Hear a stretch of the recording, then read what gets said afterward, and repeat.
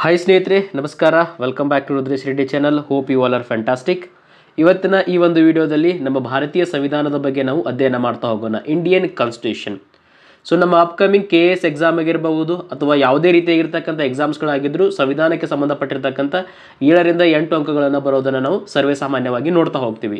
ಪ್ರಮುಖವಾಗಿ ಆರ್ಟಿಕಲ್ಸ್ಗಳನ್ನು ಕೇಳ್ತಾ ಹೋಗ್ತಾರೆ. ಹಾಗಾದರೆ ಈ ಒಂದು ವಿಡಿಯೋದಲ್ಲಿ ಆ ಆರ್ಟಿಕಲ್ಸ್ಗಳನ್ನು ಯಾವ ರೀತಿಯಾಗಿ ನೆನಪಿಟ್ಕೋಬಹುದು, ಫಾರ್ ಎಕ್ಸಾಂಪಲ್ ಕೆಲವೊಂದಷ್ಟು ಟ್ರಿಕ್ಸ್ಗಳ ಮುಖಾಂತರ, ಕೆಲವೊಂದಷ್ಟನ್ನು ಇಮೇಜಸ್ಗಳ ಮುಖಾಂತರ, ಹಾಗೆ ಕೆಲವೊಂದಷ್ಟನ್ನು ಒನ್ ವರ್ಡ್ಗಳ ಮುಖಾಂತರ ಅಂದರೆ ಒಂದೇ ಶಬ್ದಗಳ ಮುಖಾಂತರವಾಗಿ ನೆನಪಿನಲ್ಲಿ ಇಟ್ಕೊಳ್ಳುವ ಪ್ರಯತ್ನವನ್ನು ಯಾವ ರೀತಿಯಾಗಿ ಮಾಡಬೇಕು ಅನ್ನೋದನ್ನು ಈ ವಿಡಿಯೋದಲ್ಲಿ ನಾನು ನಿಮಗೆ ತೋರಿಸ್ತಾ ಹೋಗ್ತೀನಿ.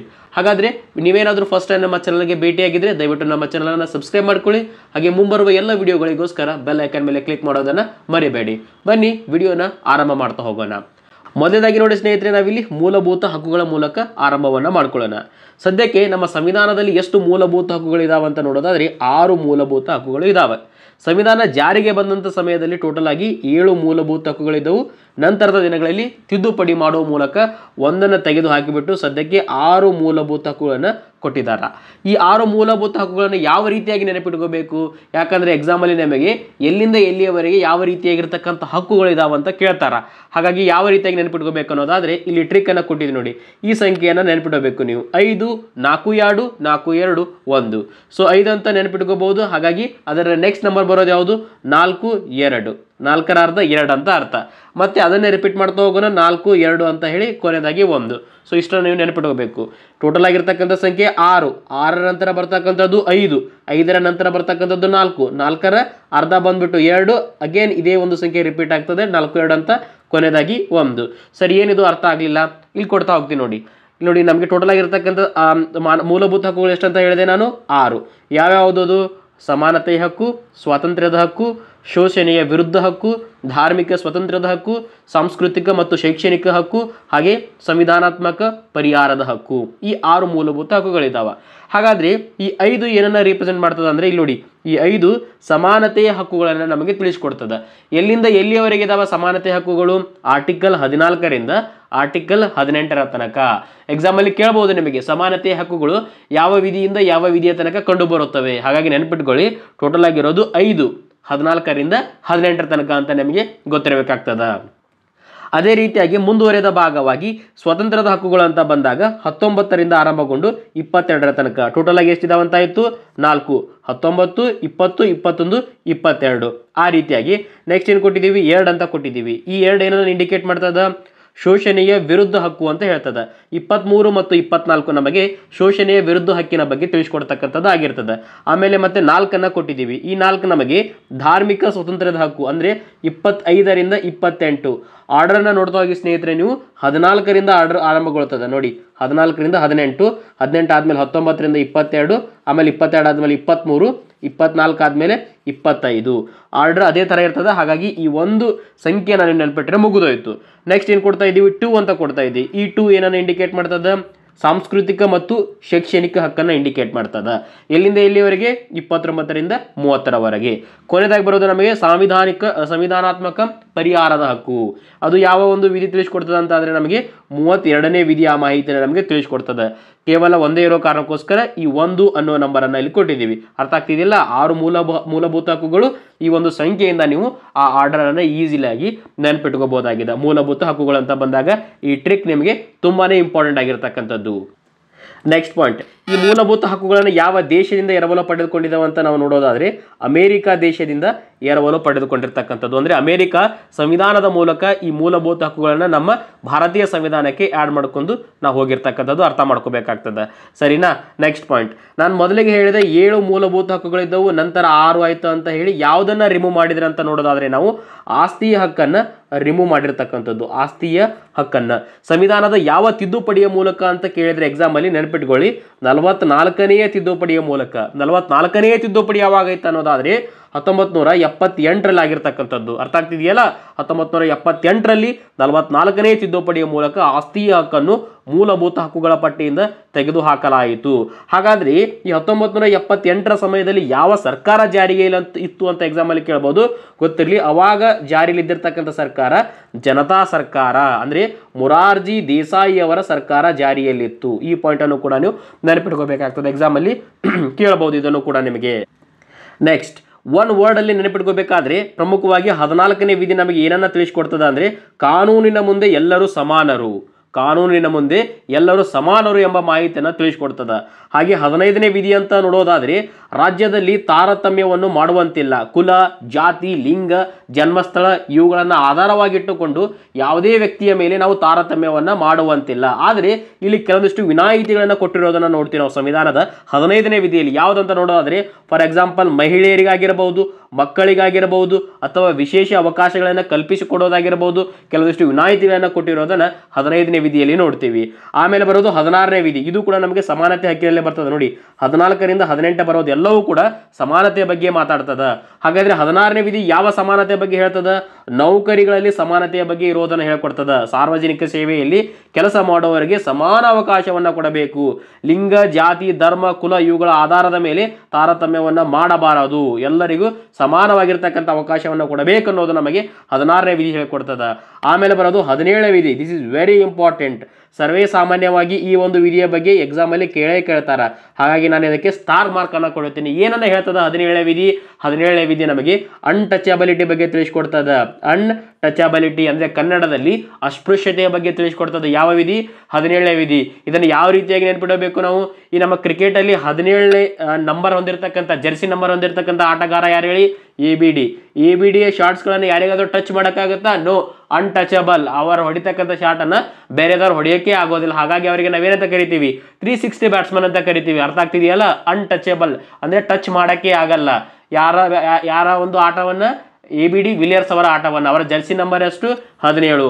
ಹಾಗಾಗಿ ನೀವು 17ನೇ ವಿಧಿ ಅಸ್ಪೃಶ್ಯತೆಯ ಬಗ್ಗೆ ಹೇಳ್ತದ ಅಂತ ನೀವು ನೆನ್ಪಿಟ್ಕೋಬೇಕಾಗ್ತದೆ.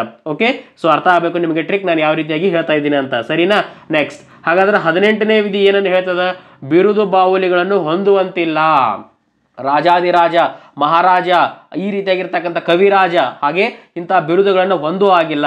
ಸಮಾಜದಲ್ಲಿ ಎಲ್ಲರೂ ಸಮಾನರಾಗಿರ್ಬೇಕು ಅನ್ನೋ ಉದ್ದೇಶದಿಂದ 18ನೇ ವಿಧಿ 18ನೇ ವಿಧಿ ನಮಗೆ ತಿಳಿಸ್ಕೊಡ್ತದ. ಕಾನೂನಿನ ಮುಂದೆ ಅಥವಾ ಸಮಾಜದಲ್ಲಿ ಎಲ್ಲರೂ ಸಮಾನರು. ರಾಜಾದಿರಾಜ, ಮಹಾರಾಜ, ಅರ್ಥ ಆಗ್ತಿದೆಯಲ್ಲ, ಕವಿರಾಜ, ಸಾರ್ವಭೌಮ, ಈ ರೀತಿಯಾಗಿರ್ತಕ್ಕಂಥದ್ದನ್ನು ಹೇಳುವ ಹಾಗಿಲ್ಲ, ಯಾರಿಗೂ ಕೂಡ ಬಳಸುವ ಹಾಗಿಲ್ಲ ಎಂಬುದನ್ನು 18ನೇ ವಿಧಿ ನಮಗೆ ತಿಳಿಸ್ಕೊಡ್ತದೆ. ಸೊ 14ರಿಂದ 18ನೇ ವಿಧಿಗಳು ನಮಗೆ ಸಮಾನತೆ ಬಗ್ಗೆ ತಿಳಿಸ್ಕೊಡೋದನ್ನು ನಾವಿಲ್ಲಿ ನೋಡ್ತಾ ಹೋಗ್ತಾ ಇದ್ದೀವಿ. ಅದೇ ರೀತಿಯಾಗಿ ಮುಂದುವರೆದ ಭಾಗವಾಗಿ ಸ್ವತಂತ್ರದ ಹಕ್ಕು 19ರಿಂದ 22ನೇ ವಿಧಿ, ಅಂದರೆ 4 ವಿಧಿಗಳು ನಮಗೆ ಸ್ವತಂತ್ರದ ಬಗ್ಗೆ ತಿಳಿಸ್ಕೊಡ್ತದೆ. ಮೊದಲನೇದಾಗಿ 19ನೇ ವಿಧಿಯನ್ನು ನೋಡೋದಾದರೆ ನಾವು 6 ಸ್ವತಂತ್ರಗಳನ್ನು ವ್ಯಕ್ತಿಗೆ ಕೊಟ್ಟಿರೋದನ್ನು ನೋಡ್ತೀವಿ. ಪ್ರಮುಖವಾಗಿ ವಾಕ್ ಸ್ವಾತಂತ್ರ್ಯ ಆಗಿರಬಹುದು, ನಿರಾಯುಧವಾಗಿ ಸಭೆಯನ್ನು ಸೇರಿಸುವ ಸ್ವಾತಂತ್ರ್ಯ ಆಗಿರಬಹುದು, ಸಂಘ ಸಂಸ್ಥೆಗಳನ್ನು ಕಟ್ಟುವ ಸ್ವಾತಂತ್ರ್ಯ ಆಗಿರಬಹುದು, ದೇಶಾದ್ಯಂತ ಸಂಚರಿಸುವ ಸ್ವಾತಂತ್ರ್ಯ ಆಗಿರಬಹುದು, ದೇಶಾದ್ಯಂತ ನೆಲೆಸುವ ಸ್ವಾತಂತ್ರ್ಯ ಆಗಿರಬಹುದು. ಅರ್ಥ ಆಗ್ತಿದೆಯಲ್ಲ? ಪ್ರಮುಖವಾಗಿ 6 ಸ್ವಾತಂತ್ರ್ಯಗಳನ್ನು ನಾವು ಇಲ್ಲಿ ಕೊಟ್ಟಿರೋದನ್ನು ನೋಡ್ತೀವಿ ಸಂವಿಧಾನದ 19ನೇ ವಿಧಿಯಲ್ಲಿ. ನಂತರ ಬರೋದು 20ನೇ ವಿಧಿ. 20ನೇ ವಿಧಿಯಲ್ಲಿ ನಾವು ಏನನ್ನ ಮಾತಾಡ್ತೀವಿ ಅನ್ನೋದಾದ್ರೆ ಅಪರಾಧಿಯ ರಕ್ಷಣೆ ಬಗ್ಗೆ ಮಾತಾಡ್ತೀವಿ. ಒಂದು ಅಪರಾಧಕ್ಕೆ ಒಂದೇ ಶಿಕ್ಷೆಯನ್ನು ನೀಡಬೇಕು. ಒಂದು ಅಪರಾಧ ಮಾಡಿದ ನಂತರ ಅವನಿಗೆ ಬೇರೆ ಬೇರೆ 2-3 ರೀತಿಯ ಶಿಕ್ಷೆಗಳನ್ನು ನೀಡುವ ಹಾಗಿಲ್ಲ. ಅದೇ ರೀತಿಯಾಗಿ ಅಪರಾಧ ನಡೆದ ಸಂದರ್ಭದಲ್ಲಿ ಜಾರಿಯಿದ್ದ ಕಾನೂನನ್ನೇ ಅವನಿಗೆ ಅಪ್ಲೈ ಮಾಡಬೇಕು. ಅಪರಾಧ ನಡೆದ ಸಂದರ್ಭದಲ್ಲಿ ಜಾರಿಯಲ್ಲಿದ್ದ ಕಾನೂನನ್ನೇ ಮಾತ್ರ ನಾವು ಬಳಸಬೇಕಾಗಿರ್ತಕ್ಕಂಥದ್ದು. ಇದು ನಮಗೆ 20ನೇ ವಿಧಿ ಹೇಳ್ತದೆ. ನೆಕ್ಸ್ಟ್ ಬರೋದು 21ನೇ ವಿಧಿ. 21ನೇ ವಿಧಿ ನಮಗೆ ಜೀವಿಸುವ ಹಕ್ಕು. ಹಾಗೆ ಸ್ನೇಹಿತರೆ, ನಮಗೆ ಮುಂದುವರೆದ ಭಾಗದಲ್ಲಿ ನಾನು ಈ ರೀತಿಯಾಗಿ ಸಪರೇಟ್ ಆಗಿ ಒಂದೊಂದು ಆರ್ಟಿಕಲ್ಗಳನ್ನ ಹೇಳ್ತಾ ಹೋಗ್ತೀನಿ. ಸದ್ಯಕ್ಕೆ ಇಲ್ಲಿ ಈ ಒಂದೇ ಸ್ಲೈಡಲ್ಲಿ ಕಂಪ್ಲೀಟ್ ಮೂಲಭೂತ ಹಕ್ಕುಗಳ ಬಗ್ಗೆ ಕವರ್ ಮಾಡಿಕೊಳ್ಳಕ್ಕೆ ಪ್ರಯತ್ನ ಮಾಡ್ತಾ ಇದ್ದೀನಿ.